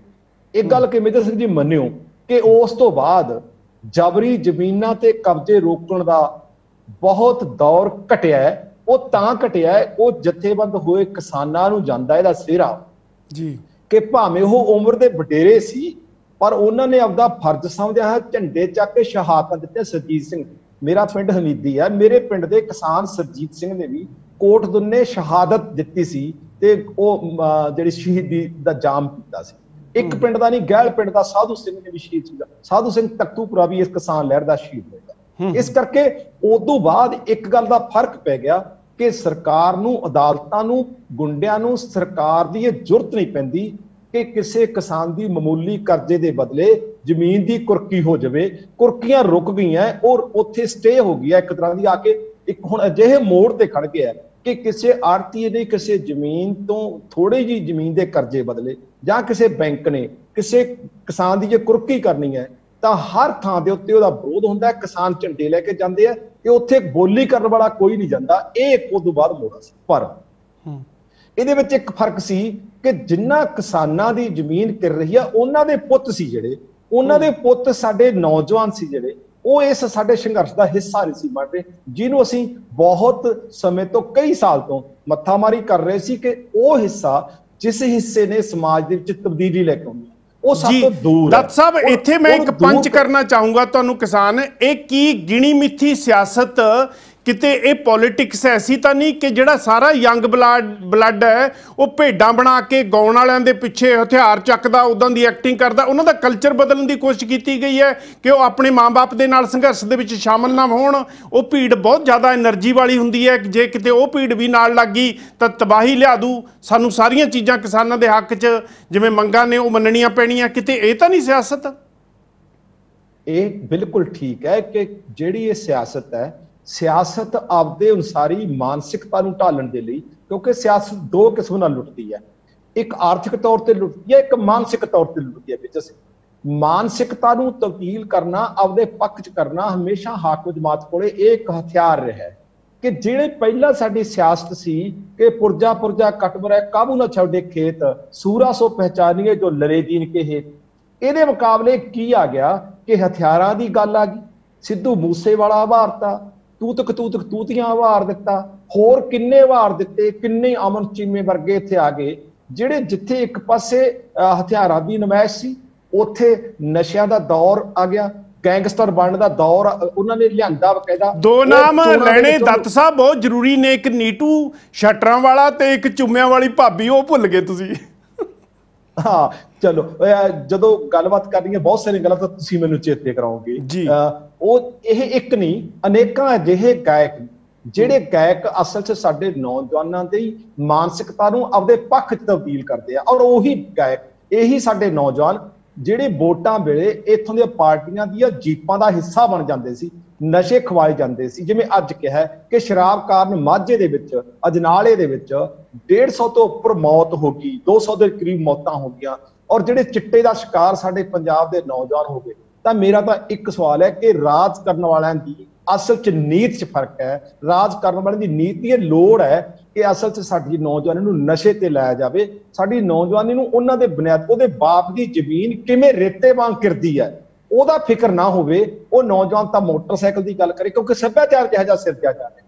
ਸੱਭਿਆਚਾਰ ਤਾਂ ਵੱਡੀਆਂ ਵੱਡੀਆਂ ਗੱਡੀਆਂ ਵਾਲਾ, ਘਰਾਂ ਦੇ ਵਿੱਚ, ਕਿਉਂਕਿ ਮੋਬਾਈਲ ਜਿਹੜਾ ਮੋਬਾਈਲ ਕਲਚਰ ਲੈ ਕੇ ਆਉਂਦਾ ਹੈ, ਮੋਬਾਈਲ ਕਲਚਰ ਦੇ ਉੱਤੇ ਜੋ ਕੁਝ ਆ ਰਿਹਾ ਹੈ, ਜੋ YouTube ਰਾਹੀਂ ਆ ਰਿਹਾ ਹੈ, ਕਿਤੇ ਇਸੇ ਸਿਆਸਤ ਦੇ ਦੱਤ ਸਾਹਿਬ, ਕਿਤੇ ਇਸੇ ਸਿਆਸਤ ਦੇ ਮੱਦੇ ਨਜ਼ਰ ਰੱਖਦੇ ਹੋਏ ਕੈਪਟਨ ਸਾਹਿਬ ਨੇ ਸਮਾਰਟਫੋਨ ਵੰਡਣ ਦੀ ਪਲਾਨ ਤਾਂ ਨਹੀਂ ਕੀਤੀ ਸੀ ਵੀ ਨੌਜਵਾਨਾਂ ਨੂੰ ਇੱਧਰਲੇ ਪਾਸੇ ਲਾ ਦਿਓ?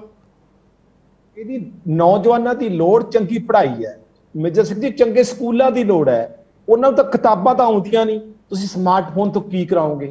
ਜਿਸ ਮਜ਼ਦੂਰ ਦੇ ਘਰੇ, ਮੈਨੂੰ ਪਤਾ ਹੈ, ਮੇਰੇ ਬਹੁਤ ਸਾਰੇ ਅਧਿਆਪਕ ਮੇਰੇ ਸਾਥੀ ਨੇ ਜਿਹੜੇ ਜਥੇਬੰਦੀਆਂ 'ਚ ਕੰਮ ਕਰਦੇ ਆ, ਜਿਹੜੇ ਆਨਲਾਈਨ ਪੜ੍ਹਾਈ ਕਰਾਉਂਦੇ ਆ ਸਰਕਾਰੀ ਸਕੂਲਾਂ ਦੀ। ਇੱਕ ਮਜ਼ਦੂਰ ਦੇ ਮੈਨੂੰ ਪਤਾ ਕਿ 3 ਬੱਚੇ ਆ, ਉਸੇ ਸਮੇਂ ਕਲਾਸਾਂ ਲੱਗਦੀਆਂ ਨੇ। ਜਿਹੜੇ ਮਜ਼ਦੂਰ ਦੇ ਘਰੇ ਰੋਟੀ ਨਹੀਂ ਪੱਕਦੀ, ਜਿਹੜਾ ਕਣਕ ਤਾਂ 2 ਰੁਪਏ ਕਿਲੋ ਵਾਲੀ ਲੈ ਕੇ ਆਉਂਦਾ ਸਸਤੇ ਰਾਸ਼ਨ ਦੀ ਦੁਕਾਨ ਤੋਂ, ਤੇ 2 ਨੂੰ ਮੋਬਾਈਲ ਕਿਹੜੇ ਲੈਣੇ ਪੈ ਗਏ? ਐਂਡਰਾਇਡ ਮੋਬਾਈਲ ਲੈਣੇ ਪੈ ਗਏ। ਤੁਸੀਂ ਦੱਸੋ ਵੀ ਉਹ ਬੱਚਿਆਂ ਨੂੰ ਪੜ੍ਹਾ ਲੂਗਾ ਜਿਹਦਾ ਜਵਾਕ ਮਿਡ ਡੇ ਮੀਲ ਤਾਂ ਸਕੂਲ 'ਚੋਂ ਖਾਂਦਾ ਤੇ 3 ਮੋਬਾਈਲ, ਜਿਹਦੇ 3 ਬੱਚੇ ਨੇ ਮਜ਼ਦੂਰਾਂ ਦੇ, ਤੇ 3 ਬੱਚਿਆਂ ਨੂੰ ਮੋਬਾਈਲ ਉਹ ਐਂਡਰਾਇਡ ਕਿੱਥੋਂ ਲੈ ਕੇ ਦੇ ਦੂਗਾ? ਹਾਲ ਇਸ ਕਦਰ ਪਹੁੰਚ ਗਈ ਹੈ ਕਿ ਉਹਨਾਂ ਨੂੰ ਜਾ ਕੇ ਇੱਕ ਕਲਾਸ ਦੇ ਰੂਪ ਦੇ ਵਿੱਚ ਕਹਿੰਦੇ ਡਿਸਟੈਂਸ ਬਣਾ ਕੇ ਰੱਖੋ। 5-5 7-7 ਬੱਚੇ, ਮੈਨੂੰ ਅਧਿਆਪਕਾਂ ਨੇ ਦੱਸਿਆ, ਮੇਰੇ ਸਾਥੀ ਗੁਰਮੀਤ ਸੁਖਪੁਰ ਹੋਣਾ ਨੇ, ਕਿ 5-5 ਬੱਚੇ ਇਕੱਠੇ ਹੋ ਕੇ ਸਾਡੇ ਕੋਲ ਬੈਠ ਕੇ ਪੜ੍ਹਦੇ ਆ। ਹਾਲਤ ਇਹ ਬਣਾਤੀ ਹੈ, ਜਾਨੀ ਉਹਨਾਂ ਨੂੰ ਸਮਾਰਟਫੋਨ ਦਾ ਝਾਂਸਾ ਦੇ ਕੇ।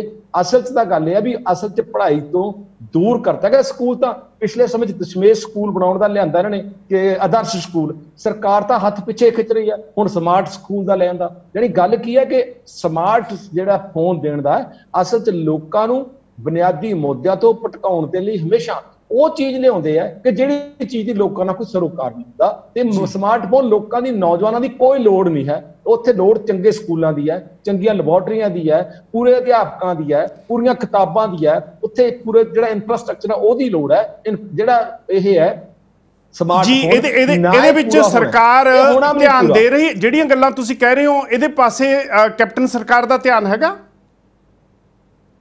ਕੈਪਟਨ ਸਰਕਾਰ ਦਾ ਜੇ ਧਿਆਨ ਹੋਵੇ ਤਾਂ ਸਾਡੇ ਲੱਖਾਂ ਬੱਚੇ ਉਹ ਨੇ ਜਿਨ੍ਹਾਂ ਨੇ ਸੀਟੈਟ ਪਾਸ ਕਰ ਲਿਆ, ਪੀਟੈਟ ਪਾਸ ਕਰ ਲਿਆ, ਤੇ ਸਾਲਾਂ ਬੱਧੀ ਸਮੇਂ ਤੋਂ ਉਹ ਡਾਂਗਾਂ ਦਾ ਸੇਕ ਪਟਿਆਲੇ ਦੀਆਂ ਸੜਕਾਂ ਤੇ ਚੱਲ ਰਹੇ ਹੈ। ਸੰਗਰੂਰ ਵਿਜੇਂਦਰ ਸਿੰਗਲਾ ਦੀ ਕੋਠੀ ਦੇ ਮੂਹਰੇ ਬੈਠੇ ਦਿਨ ਰਾਤ ਉੱਥੇ ਮਹੀਨਿਆਂ ਬੱਧੀ ਮੋਰਚਾ ਲਾ ਕੇ ਰੱਖਿਆ, 3 ਮਹੀਨੇ ਤੋਂ ਵੱਧ ਉਹ ਬੈਠੇ ਰਹੇ। ਤੇ ਸਰਕਾਰ ਹਜ਼ਾਰਾਂ ਪੋਸਟਾਂ ਖਾਲੀ ਪਈਆਂ ਹੋਣ ਦੇ ਬਾਵਜੂਦ ਵੀ ਅਸਾਮੀਆਂ ਨਹੀਂ ਕੱਢ ਰਹੀ ਤੇ ਸਗੋਂ ਪੋਸਟਾਂ ਖਤਮ ਕੀਤੀਆਂ ਜਾ ਰਹੀਆਂ ਨੇ। ਇਹ ਹਾਲ ਹੈ ਕਿ ਸਾਡੀ ਪੜ੍ਹਾਈ ਦਾ, ਕਿ ਜਿੱਥੇ ਸਕੂਲ ਤਾਂ ਹੋਣਗੇ, ਬਿਲਡਿੰਗਾਂ ਤਾਂ ਹੋਣਗੀਆਂ, ਪਰ ਅਧਿਆਪਕ ਨਹੀਂ ਹੋਣਗੇ। ਉਹ ਖਾਲੀ ਬਿਲਡਿੰਗਾਂ ਕੀ ਕਰਨਗੀਆਂ? ਜਿੱਥੇ ਵਿਦਿਆਰਥੀ ਤੇ ਅਧਿਆਪਕ ਨਾ ਹੋਣ ਉੱਥੇ ਉਹ ਬਿਲਡਿੰਗਾਂ ਬੇਕਾਰ ਹੋ ਜਾਣਗੀਆਂ, ਉਹ ਸੜ ਜਾਣਗੀਆਂ, ਉਹ ਢੱਟ ਜਾਣਗੀਆਂ। ਲੋਕਾਂ ਦਾ ਜਿਹੜਾ ਪੈਸਾ ਖਰਚਿਆ ਹੋਇਆ ਸਕੂਲਾਂ ਤੇ ਹੈ ਉਹ ਅਸਲ 'ਚ ਬੇਕਾਰ ਜਾਊਗਾ। ਅਸਲ 'ਚ ਵਿਦਿਅਕ ਢਾਂਚੇ ਨੂੰ, ਸਰਕਾਰੀ ਵਿਦਿਅਕ ਢਾਂਚੇ ਨੂੰ ਸਰਕਾਰ ਤਬਾਹ ਕਰਨ ਤੇ ਤੁਲੀ, ਇਹ ਹਕੀਕਤ ਹੈ। ਦੱਤ ਸਾਹਿਬ, ਤੁਹਾਡੇ ਦੋਏ ਸਰਕਾਰਾਂ ਦੇ ਪ੍ਰਤੀ ਤੁਹਾਡੇ ਗਿਲੇ ਨੇ ਤੇ ਵਿਰੋਧੀ ਧਿਰ ਹੈਗੀ ਆ ਆਮ ਆਦਮੀ ਪਾਰਟੀ। ਤੁਹਾਨੂੰ ਇਹਦੇ 'ਚੋਂ ਮਾੜੀ ਮੋਟੀ ਚਮਕ ਦਿਸਦੀ ਹੈ ਕਿ ਇਹ ਉਹਨਾਂ ਨਾਲੋਂ ਬੈਟਰ ਕਰੂਗੀ ਜੇ ਸੱਤਾ 'ਚ ਆ ਜਾਏ ਕਿਸਾਨਾਂ ਲਈ? ਜਿੱਥੋਂ ਤੱਕ ਇਹ ਸਵਾਲ ਹੈ, ਹਾਂ, ਜਿੱਥੋਂ ਤੱਕ ਆਮ ਆਦਮੀ ਪਾਰਟੀ ਦੇ ਸੱਤਾ 'ਚ ਆਉਣ ਦਾ ਸਵਾਲ ਹੈ, ਤਾਂ ਕਿਸੇ ਪਾਰਟੀ ਦੀ ਵਿਚਾਰਧਾਰਾ ਦੇਖੀ ਜਾਂਦੀ ਹੁੰਦੀ ਹੈ ਕਿ ਜਿਹੜੀ ਕੀ ਉਹਦਾ ਵਿਚਾਰ ਕੀ ਹੈ, ਕਿ ਕਿਸ ਨਿਸ਼ਾਨੇ ਨੂੰ ਲੈ ਕੇ ਉਹਦਾ ਉਦੇਸ਼ ਕੀ ਹੈ। ਉਦੇਸ਼ ਹੈਗਾ, ਜਦੋਂ ਚੱਕਿਆ ਸੀ ਇਹਨਾਂ ਨੇ, ਜਦੋਂ ਸ਼ੁਰੂ ਕੀਤਾ ਸੀ ਅੰਨਾ ਹਜ਼ਾਰੇ ਦੀ ਮੁਹਿੰਮ ਨੂੰ, ਥੋੜਾ ਜਿਹਾ ਆਪਾਂ ਨਾਲ ਜਾਣਾ ਪੈਣਾ ਪਿੱਛੇ ਜਾਣ, ਤਾਂ ਉਦੋਂ ਸਵਰਾਜ ਇੰਡੀਆ ਦਾ ਨਾਰਾ ਚੱਕਿਆ ਸੀ, ਜਿਹੜਾ ਗਾਂਧੀ ਦਾ ਨਾਰਾ ਹੈ। ਤੇ ਸਵਰਾਜ ਇੰਡੀਆ ਨੇ ਕਾਂਗਰਸ ਨੇ ਕਦੇ ਵੀ ਛੱਡਿਆ, ਤੇ ਬੀਜੇਪੀ ਨੇ ਜਦੋਂ ਜਿਹੜਾ ਇੱਕ ਨਾਰਾ ਸਵਦੇਸ਼ੀ ਜਾਗਰਣ ਦਾ ਨਾਰਾ ਬੀਜੇਪੀ ਵੀ ਲੈ ਕੇ ਆਈ ਹੈ। ਤੇ ਹੁਣ ਮੈਨੂੰ ਇਹ ਹੈ ਵੀ ਕਿ ਦਿੱਲੀ ਦੇ ਵਿੱਚ ਕੀ ਲੋਕਾਂ ਦੀ ਤਬਦੀਲੀ ਕੀ ਆਈ ਹੈ। ਜਦੋਂ ਫਰਵਰੀ ਦੇ ਵਿੱਚ ਚੋਣਾਂ ਹੋ ਰਹੀਆਂ ਸੀ, ਉੱਥੇ ਲੋਕ ਨਾਗਰਿਕਤਾ ਸੋਧ ਕਾਨੂੰਨ ਜਿਹੜਾ ਘੱਟ ਗਿਣਤੀਆਂ ਦੇ ਗਲ 'ਚ ਗੂਠਾ ਦੇਣ ਦਾ ਸੀ, ਉੱਥੇ ਆਮ ਆਦਮੀ ਪਾਰਟੀ ਦਾ ਕੋਈ ਠਪਕਿਆ ਵੀ ਨਹੀਂ। ਭਲਾ ਇਹ ਤੁਸੀਂ ਦੱਸੋ ਵੀ ਕੀ ਉਹਦੀ ਲੋਕਾਂ ਪ੍ਰਤੀ, ਜਦੋਂ 22 ਕਰੋੜ ਮੁਲਕ ਦਾ ਮੁਸਲਮਾਨ ਬਾਹਰ ਧੱਕਣ ਲਈ ਮਜਬੂਰ ਕੀਤਾ ਜਾ ਰਿਹਾ ਹੋਵੇ, ਤੇ ਉੱਥੇ ਆਮ ਆਦਮੀ ਪਾਰਟੀ ਦਾ ਇੱਕ ਵੀ ਬੰਦਾ ਜ਼ਬਾਨ ਤੱਕ ਵੀ ਨਾ ਖੋਲੇ, ਤਾਂ ਮੈਂ ਸਮਝਦਾ ਕਿ ਇਹਦੀ ਕੋਈ ਸਮਝ ਜਿਹੜੀ ਹੈਗੀ ਆ, ਮੈਂ ਤਾਂ ਸਮਝਿਆ ਕਿ ਬੀਜੇਪੀ ਦੀ ਬੀ ਟੀਮ ਹੈ ਇਹ। ਇਸ ਤੋਂ ਵੱਧ ਕੁਝ ਨਹੀਂ ਹੈ, ਨਾ ਇਹ ਕੋਈ ਬਦਲਾਅ ਲੈ ਸਕਦੇ ਜਿਹਦਾ ਆਪਦੀ ਕੋਈ ਸਵੈ ਵਿਚਾਰਧਾਰਾ ਹੀ ਨਹੀਂ, ਉਹਦਾ ਸਪਸ਼ਟ ਨਿਰਣਾ ਹੀ ਕੋਈ ਨਹੀਂ, ਉਹ ਲੋਕਾਂ ਦਾ ਭਲਾ ਮੈਂ ਨਹੀਂ ਸਮਝਦਾ ਕੋਈ ਕਰ ਸਕਦੀ ਹੈ। ਇਹ ਉਹੀ ਹਸ਼ਰ ਹੋਊਗਾ। ਨਰੈਣ ਦੱਤ ਜੀ, ਪੰਜਾਬ ਦੇ ਵਿੱਚ 2-3 ਪਾਰਟੀਆਂ, ਛੋਟੀਆਂ ਪਾਰਟੀ ਤਾਂ ਕਈ ਨੇ, ਪੰਜਾਬ ਏਕਤਾ ਪਾਰਟੀ ਹੋ ਗਈ, ਟਕਸਾਲੀ ਅਕਾਲੀ ਦਲ ਹੋ ਗਿਆ, ਫਿਰ ਸੁਖਦੇਵ ਸਿੰਘ ਢੀਂਡਸੇ ਨੇ ਅਕਾਲੀ ਦਲ ਬਣਾ ਲਿਆ, ਪਰ ਜਿਹੜੀਆਂ ਗਿਣਵੀਆਂ ਚੁਣਵੀਆਂ ਵੱਡੀਆਂ ਪਾਰਟੀਆਂ ਨੇ ਉਹ 3 ਪਾਰਟੀਆਂ ਨੇ। ਇੱਕ ਅਕਾਲੀ ਦਲ ਬਾਦਲਾਂ ਵਾਲੀ, ਤੇ ਇੱਕ ਦੂਜੀ ਜਿਹੜੀ ਹੈਗੀ ਆ ਉਹ ਕਾਂਗਰਸ ਪਾਰਟੀ ਜਿਹੜੀ ਕੈਪਟਨ ਚਲਾ ਰਹੇ ਆ ਹੁਣ, ਤੇ ਤੀਜੀ ਪਾਰਟੀ ਹੈਗੀ ਆਮ ਆਦਮੀ ਪਾਰਟੀ। ਇਹ ਤਿੰਨੇ ਤੁਹਾਨੂੰ ਲੱਗਦਾ ਹੈ ਕਿ ਇਹ ਬੇਕਾਰ ਨੇ? ਤੇ ਜਿਹੜੀ ਹੁਣ ਇਲੈਕਸ਼ਨਾਂ ਹੋਣੀਆਂ ਉਹਦੇ ਵਿੱਚ ਤੁਸੀਂ ਕੀ ਸੋਚਦੇ ਹੋ ਫਿਰ? ਕਿਹੜੀ ਰਾਤੋਂ ਰਾਤ ਜਾਦੂ ਹੋਊਗਾ ਜਿਹੜੇ ਬੰਦੇ ਉੱਤੇ ਆ ਕੇ ਤੇ ਇੱਕਦਮ ਪੰਜਾਬ ਦੀ ਹਾਲਤ ਵਧੀਆ ਕਰਨਗੇ? ਕਿਸਾਨਾਂ ਦੇ ਸਿਰ ਚੜਿਆ 1 ਲੱਖ ਕਰੋੜ ਦਾ ਕਰਜ਼ਾ ਰਾਤੋਂ ਰਾਤ ਲਾ ਦੇਣਗੇ? ਇਹ ਤੁਸੀਂ ਕੀ ਸੋਚਦੇ ਹੋ? ਇਹਦੇ ਬਾਰੇ ਤੁਹਾਡੇ ਕੀ ਵਿਚਾਰ ਨੇ? ਇਹ 'ਚ ਮੈਂ ਤੁਹਾਨੂੰ ਮੇਜਰ ਸਿੰਘ ਜੀ ਇੰਨੀ ਗੱਲ ਹੀ ਕਹਿਣਾ ਚਾਹੁੰਦਾ ਕਿ ਜਦੋਂ ਫਰਵਰੀ 2017 ਦੇ ਵਿੱਚ ਚੋਣਾਂ ਹੋਈਆਂ ਪੰਜਾਬ ਦੇ ਅੰਦਰ ਜੀ, ਪੰਜਾਬ ਦੀ ਉਦੋਂ ਸਮੇਂ ਅਕਾਲੀ ਕਹਿੰਦੇ ਸੀ ਕਿ ਕਰਜ਼ਾ ਕਿਸੇ ਰੂਪ 'ਚ ਕਿਸਾਨਾਂ ਦਾ ਮਾਫ ਨਹੀਂ ਸੀ ਜੀ, ਤੇ ਕਾਂਗਰਸ ਕਹਿੰਦੀ ਸੀ ਕਰਜ਼ਾ ਕੁਰਕੀ ਖਤਮ, ਫਸਲਾਂ ਦੀ ਪੂਰੀ ਰੱਖ। ਠੀਕ ਹੈ। ਤੇ ਇਹਨਾਂ ਨੇ ਨਾਰਾ ਵੀ ਦਿੱਤਾ ਕਿ ਅਸੀਂ ਕਰਜ਼ਾ ਅਸੀਂ ਦੇਵਾਂਗੇ ਤੁਹਾਡਾ। ਇਹ ਗੁਟਕੇ ਦੀ ਸਹੁੰ ਖਾ ਕੇ ਅਮਰਿੰਦਰ ਸਿੰਘ ਦਾ ਕਹਿਣਾ ਸੀ, ਮੇਰਾ ਕਹਿਣਾ ਜੀ। ਤੇ ਜਦੋਂ ਚੋਣਾਂ ਜਿੱਤ ਕੇ ਗੱਦੀ ਸਾਂਭ ਲਈ ਤਾਂ ਇੱਕ ਨਾਰਾ ਲਿਆ ਕਿ ਅਸੀਂ 2.5 ਏਕੜ ਤੋਂ ਘੱਟ ਵਾਲੇ ਕਿਸਾਨਾਂ ਦਾ ਕਰਜ਼ਾ ਖਤਮ ਜੀ, ਜਿਹੜਾ ਗਿਣਤੀ ਮਿਣਤੀ ਕਰਕੇ 9800 ਕਰੋੜ ਤੋਂ ਉੱਪਰ ਦਾ ਕਰਜ਼ਾ ਬਣ ਗਿਆ ਸੀ ਜੀ। ਤੇ ਹੁਣ ਤੱਕ 4000 ਕਰੋੜ ਰੁਪਇਆ ਇਹਨਾਂ ਨੇ ਖਤਮ ਕੀਤਾ ਹੈ ਜੀ। ਇਹਨਾਂ ਦੇ ਸਿਰ ਤੇ 5800 ਕਰੋੜ ਰੁਪਏ ਦਾ ਕਰਜ਼ਾ ਅੱਜ ਵੀ ਉਹ ਕਿਸਾਨਾਂ ਦਾ ਉਹ ਸਰਕਾਰੀ ਫਾਈਲਾਂ ਦੀ ਧੂੜ ਚੱਟ ਰਿਹਾ ਜੀ। ਤੇ ਜੇ ਆਉਣ ਵਾਲੀ ਜੇ ਆਮ ਆਦਮੀ ਪਾਰਟੀ ਵੀ ਆ ਜਾਏ ਤਾਂ ਵੀ ਇਹ ਬੁਨਿਆਦੀ ਸਮੱਸਿਆਵਾਂ ਦਾ ਕੋਈ ਹੱਲ ਨਹੀਂ ਕਰ ਸਕੂ। ਕਿਉਂਕਿ ਇਹ ਕਿਵੇਂ ਹੋਊਗਾ ਫਿਰ ਤੁਹਾਡੇ ਹਿਸਾਬ ਨਾਲ? ਕਿਵੇਂ ਹੋਊਗਾ ਹੱਲ? ਮੈਂ ਸਮਝਦਾ ਕਿ ਇੱਕ ਦਿਨ ਦੇ ਵੋਟ ਦਾ ਬਟਨ ਦੱਬਣ ਦੇ ਨਾਲ ਇਹ ਰਾਤੋਂ ਰਾਤ ਕੋਈ ਤਬਦੀਲੀ ਆ ਨਹੀਂ ਸਕਦੀ। ਇਸ ਢਾਂਚੇ ਦੀ ਪੈਦਾਵਾਰ, ਇਹ ਜਿਹੜਾ ਪ੍ਰਬੰਧ ਹੈ, ਇਹ ਪ੍ਰਬੰਧ ਹੀ ਤਾਂ ਹੈ ਜਿਹਦੇ ਕਾਰਨ ਅੱਜ ਲੋਕਾਂ ਨੂੰ ਰੋਟੀ ਦੇ ਲਾਲੇ ਪਏ ਪਿਆ। ਮਜ਼ਦੂਰ, ਪ੍ਰਵਾਸੀ ਮਜ਼ਦੂਰ ਹਜ਼ਾਰਾਂ ਦੀ ਗਿਣਤੀ ਦੇ ਵਿੱਚ ਰਸਤੇ ਚੱਲਦੇ ਮੌਤ ਦੇ ਮੂੰਹ ਪੈ ਗਿਆ। ਤੇ ਅਡਾਨੀ ਤੇ ਅੰਬਾਨੀ ਦੀ ਜਾਇਦਾਦ ਦਿਨੋਂ ਦਿਨ ਅੰਬਾਰ ਵੱਧਦੇ ਜਾ ਰਹੇ। ਮਹਿਜ ਇੱਕ ਦਿਨ ਦੇ ਵੋਟ ਤੇ ਡਬਨ ਦੇ ਵਿੱਚ ਵੋਟ ਦਾ ਬਟਨ ਦੱਬ ਕੇ ਆਪਦੀ ਮੁਕਤੀ ਭਾਲਣੀ, ਇਹ ਕਿਸੇ ਖਾਮ ਖਿਆਲੀ ਤੋਂ ਘੱਟ ਨਹੀਂ ਹੋਊਗਾ, ਇੰਨਾ ਹੀ ਹੋਊਗਾ। ਇਹ ਇੱਕ ਦਿਨ 'ਚ ਬਦਲ ਨਹੀਂ ਸਕਦਾ। ਜੇ ਬਦਲਣਾ ਤਾਂ ਲੋਕਾਂ ਨੂੰ ਆਪਦੇ ਸੰਘਰਸ਼ਾਂ ਦੀ ਧਾਰ ਨੂੰ ਹੋਰ ਤੇਜ਼ ਕਰਨਾ ਪੈਣਾ। ਆਪਦੇ ਸੰਘਰਸ਼ਾਂ ਦੇ ਇੱਕ ਬਦਲ ਲੈ ਕੇ ਆਉਣਾ ਪੈਣਾ, ਹਕੀਕੀ ਬਦਲ। ਨਾ ਕਿ ਇੱਕ ਪਾਰਟੀ ਬਦਲਣੀ ਹੈ, ਇੱਕ ਸੋਚ ਬਦਲਣੀ ਪੈਣੀ ਹੈ, ਇੱਕ ਪ੍ਰਬੰਧ ਬਦਲਣਾ ਪੈਣਾ। ਇੱਕ ਬੰਦਾ ਬਦਲ ਕੇ ਚਿੱਟੀ ਬਦਲ ਕੇ ਨੀਲੀ ਬਿਠਾ ਲਓ, ਨੀਲੀ ਬਦਲ ਕੇ ਚਿੱਟੀ ਬਿਠਾ ਲਓ, ਉਦੋਂ ਬਦਲ ਕੇ ਆਪ ਬਿਠਾ ਲਓ। ਇਹਦੇ ਨਾਲ ਲੋਕਾਂ ਦੀ ਬੁਨਿਆਦੀ ਜ਼ਿੰਦਗੀ 'ਚ ਕੋਈ ਫਰਕ ਨਹੀਂ ਪੈਣ ਲੱਗਾ। ਇਹ ਸਾਰੀਆਂ ਇਹਨਾਂ ਦੇ ਬੁਨਿਆਦੀ ਤੌਰ ਤੇ ਜਿਹੜੀਆਂ ਨੀਤੀਆਂ ਨੇ, ਨੀਤੀਆਂ ਦੇ ਪੱਧਰ ਤੇ ਕੋਈ ਮਤਭੇਦ ਨਹੀਂ। ਮਤਭੇਦ ਜਿਹੜੇ ਹੁੰਦੇ ਨੇ ਦੋਮ ਦਰਜੇ ਦੇ ਮਤਭੇਦ ਹੁੰਦੇ ਆ, ਉਹਨਾਂ ਮਤਭੇਦਾਂ ਦੇ ਚੱਲਦਿਆਂ ਨੂੰ ਇਹ ਵੋਟ, ਠੀਕ ਹੈ, ਲੋਕਾਂ ਦੇ ਵਿਰੋਧ ਨੂੰ ਵੋਟ ਡੱਬਿਆਂ 'ਚ ਢਾਲਣ ਦਾ ਯਤਨ ਕਰਦੇ ਆ। ਪਰ 73 ਸਾਲ ਦਾ ਇਤਿਹਾਸ ਇਹ ਗਵਾਹ ਹੈ ਕਿ ਲੋਕਾਂ ਨੇ ਸਾਰਾ ਕੁਝ ਦੇਖ ਲਿਆ ਬਦਲ ਕੇ।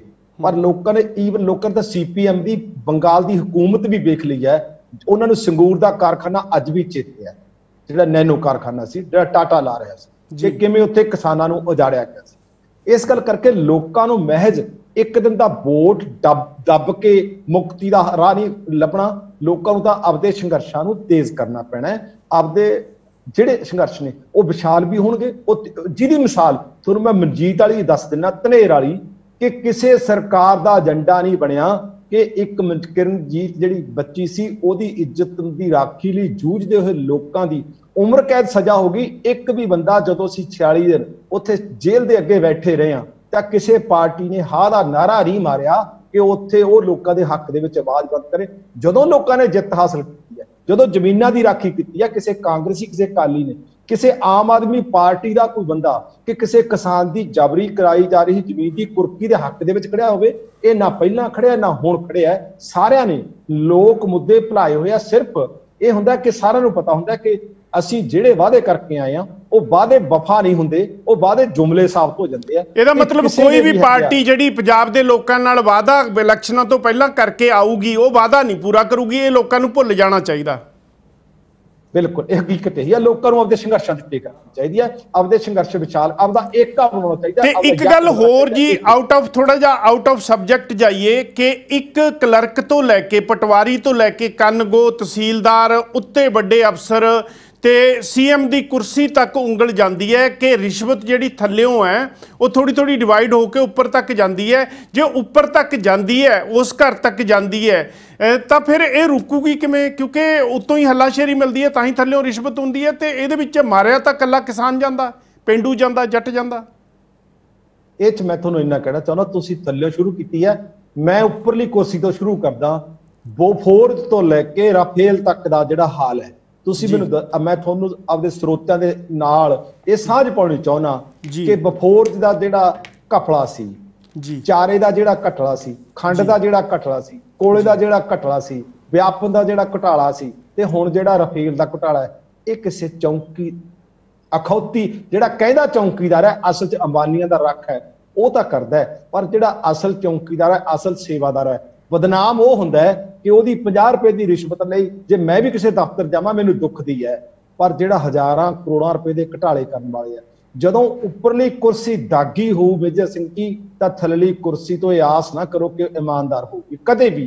ਕਿਉਂਕਿ ਜੇ ਉੱਪਰ ਬੰਦਾ ਇਮਾਨਦਾਰ ਬੈਠਾ ਹੈ ਤਾਂ ਉਹ ਥੱਲੇ ਵਾਲੇ ਉਹਦੇ ਇਮਾਨਦਾਰ ਹੋਣਾ ਉਹ ਬਣਾ ਲੈਂਦਾ, ਜਾਣਦਾ ਹੁੰਦਾ। ਮੈਂ ਵੀ ਸਰਕਾਰੀ ਸਰਵਿਸ ਕੀਤੀ ਆ ਪਿਛਲੇ ਸਮੇਂ 'ਚ, ਮੈਂ ਰਿਟਾਇਰ ਹੋਇਆ ਤੇ ਮੈਨੂੰ ਪਤਾ ਹੈ ਕਿ ਮੈਂ ਆਪਦੇ ਆਪ ਤੇ ਦਾਗ ਕਿਉਂ ਨਹੀਂ ਲੱਗਣ ਦਿੱਤਾ। ਮੈਂ ਆਪਦੇ ਵਿਚਾਰਾਂ ਦੇ ਤੌਰ ਤੇ ਕਿ ਮੈਂ ਸਮਝਦਾ ਸੀ ਕਿ ਮੇਰਾ ਲੋਕਾਂ ਦੇ ਨਾਲ ਰਿਸ਼ਤਾ ਕੀ ਹੈ, ਮੈਂ ਡਿਊਟੀ ਪਹਿਲਾਂ ਕਰਦਾ ਪਰ ਮੈਂ ਲੋਕਾਂ ਦੇ ਨਾਲ ਵਫਾ ਪਾ ਲੈਣੀ।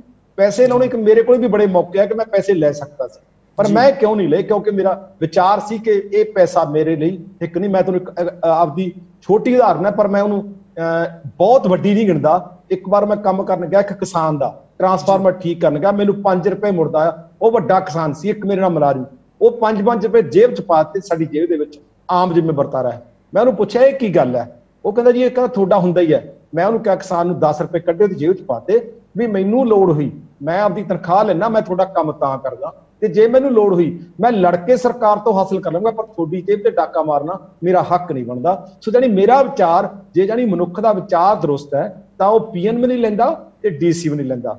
ਪਰ ਜਿਹੜਾ ਵਿਚਾਰ ਦਰੁਸਤ ਨਹੀਂ, ਉਹ ਭਾਵੇਂ ਪੀਐਨ ਤੇ ਭਾਵੇਂ ਰਾਸ਼ਟਰਪਤੀ ਦੀ ਕੁਰਸੀ ਉਹ ਭ੍ਰਿਸ਼ਟ ਹੋਊਗੀ। ਜਦੋਂ ਉੱਪਰਲੀ ਕੁਰਸੀ ਦਾਗੀ ਹੋਊ ਤਾਂ ਥੱਲੇ ਵਾਲੀ ਕੁਰਸੀ ਤੋਂ, ਥੱਲੇ ਵਾਲੇ ਕਰਮਚਾਰੀਆਂ ਤੋਂ ਦੁੱਧ ਉੱਤੇ ਹੋਣ ਦੀ ਆਸ ਸਾਨੂੰ ਨਹੀਂ ਕਰਨੀ ਚਾਹੀਦੀ। ਕਿਉਂਕਿ ਉੱਪਰਲੀ ਕੁਰਸੀ ਤੱਕ ਸੇਵਾ ਤਾਂ ਅਡਾਨੀਆਂ ਤੇ ਅੰਬਾਨੀਆਂ ਦੀ ਕਰਨ ਲੱਗੇ ਹੋਏ ਆ, ਤੇ ਆਸ ਪੀਐਨ ਤੋਂ ਇਹ ਕਰਨ ਕਿ ਤੂੰ ਇਮਾਨਦਾਰ ਹੋ। ਇਮਾਨਦਾਰੀ ਦਾ ਪਾਠ ਪੜਾਉਣਾ ਸੌਖਾ, ਪਰ ਇਮਾਨਦਾਰ ਹੋਣਾ ਬਹੁਤ। ਸਾਹਿਬ, ਜਿਹੜਾ ਕਿਸਾਨ ਦਾ ਸੰਘਰਸ਼ ਹੈ ਸਭ ਤੋਂ ਵੱਡੇ ਲੈਵਲ ਤੇ ਪੰਜਾਬ 'ਚ ਸ਼ੁਰੂ ਹੋ ਗਿਆ, ਇਹ ਕਿੱਥੋਂ ਤੱਕ ਪਹੁੰਚੂਗਾ? ਤੇ ਨਾਲ ਦੀ ਨਾਲ ਦੂਜਾ ਸਵਾਲ ਮੇਰਾ ਇਹ ਹੈ ਕਿ ਬਾਕੀ ਸਟੇਟਾਂ ਦੇ ਵਿੱਚ ਵੀ ਇਹ ਜ਼ੋਰ ਫੜਦਾ ਜਾ ਰਿਹਾ। ਤੁਹਾਨੂੰ ਲੱਗਦਾ ਹੈ ਕਿ ਇਹ ਜਿਹੜਾ ਤੁਹਾਡਾ ਸੰਘਰਸ਼ ਹੈ ਫੈਲ ਕੇ ਇਹ ਇੰਡੀਆ ਦੇ ਬਹੁਤ ਵੱਡੇ ਉਸ ਲੈਵਲ ਤੱਕ ਚਲੇ ਜਾਊਗਾ ਕਿ ਸਰਕਾਰ ਕੋਲ ਕੋਈ ਜਵਾਬ ਨਹੀਂ ਰਹਿਣਾ, ਸਿਰਫ ਆਰਡੀਨੈਂਸ ਵਾਪਸ ਲੈਣੇ ਪੈਣੇ?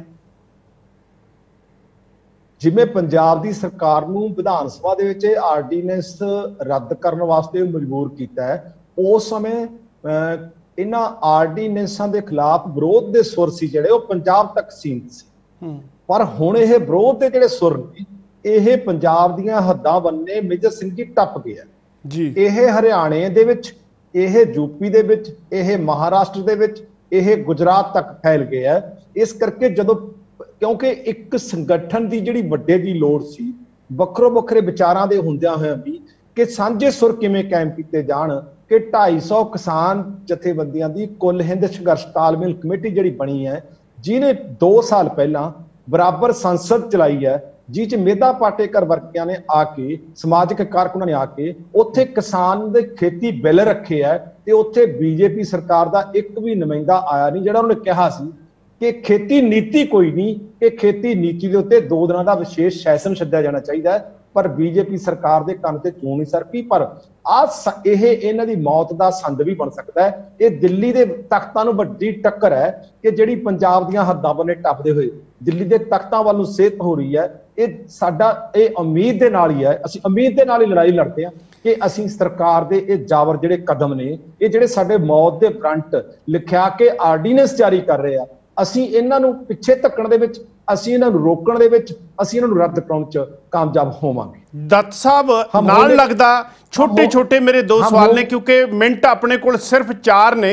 मैं गल्लां तुहाडे नाल दो होर करनियां चाहुंदा। तुसीं कैमरे वाले पासे नज़र रखो, फिर तुहाडी फोटो एंड हाँ इत्थे देखो जिथे मोबाइल पिया।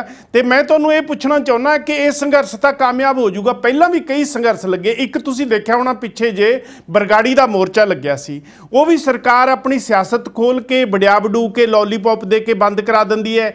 किते ऐसा तो नहीं होऊगा कि ये एडा वड्डा संघर्ष जिहड़ा शुरू होण जा रहा है, ये कोई पॉलिटिक्स खेड के किसानां नूं लारा लप्पा ला के फिर बंद करवा दिता जाए जां आगू खरीद ले जाण? पॉसिबिलिटी है? इस संभावना नूं भावें रद्द नहीं किया जा सकता, पर सारिਆਂ ਨੂੰ खरीदिया जाना कदे भी संभव नहीं हुंदा। ये हरेक किसान जथेबंदी की आपो अपनी विचारधारा है। कुछ किसान जथेबंदियां तां अजिहियां ने जिन्हां नूं मजबूरी बस इस संघर्ष दे विच शामिल होना पै रहा है। वो भावें पिछले समय च जदों अकाली भाजपा सरकार सी उहदे च 10 साल चेयरमैनियां दा निग भी माणिया, अज वो भी सड़कों ते आए है। पर जिहड़ियां दिलों जिहड़ियां विचारां दे तौर ते लुट्टी पुट्टी जांदी किसानी दी मुक्ति दे राह ते लड़ रहीआं ने, मैं समझदा कि वो ना पहला खरीदियां गईआं ने ना वो अज खरीदियां जाण। उन्हां दा संघर्ष है जिहड़ा वो इन्हां हाकमां नूं लाजमी वक्त पाऊगा।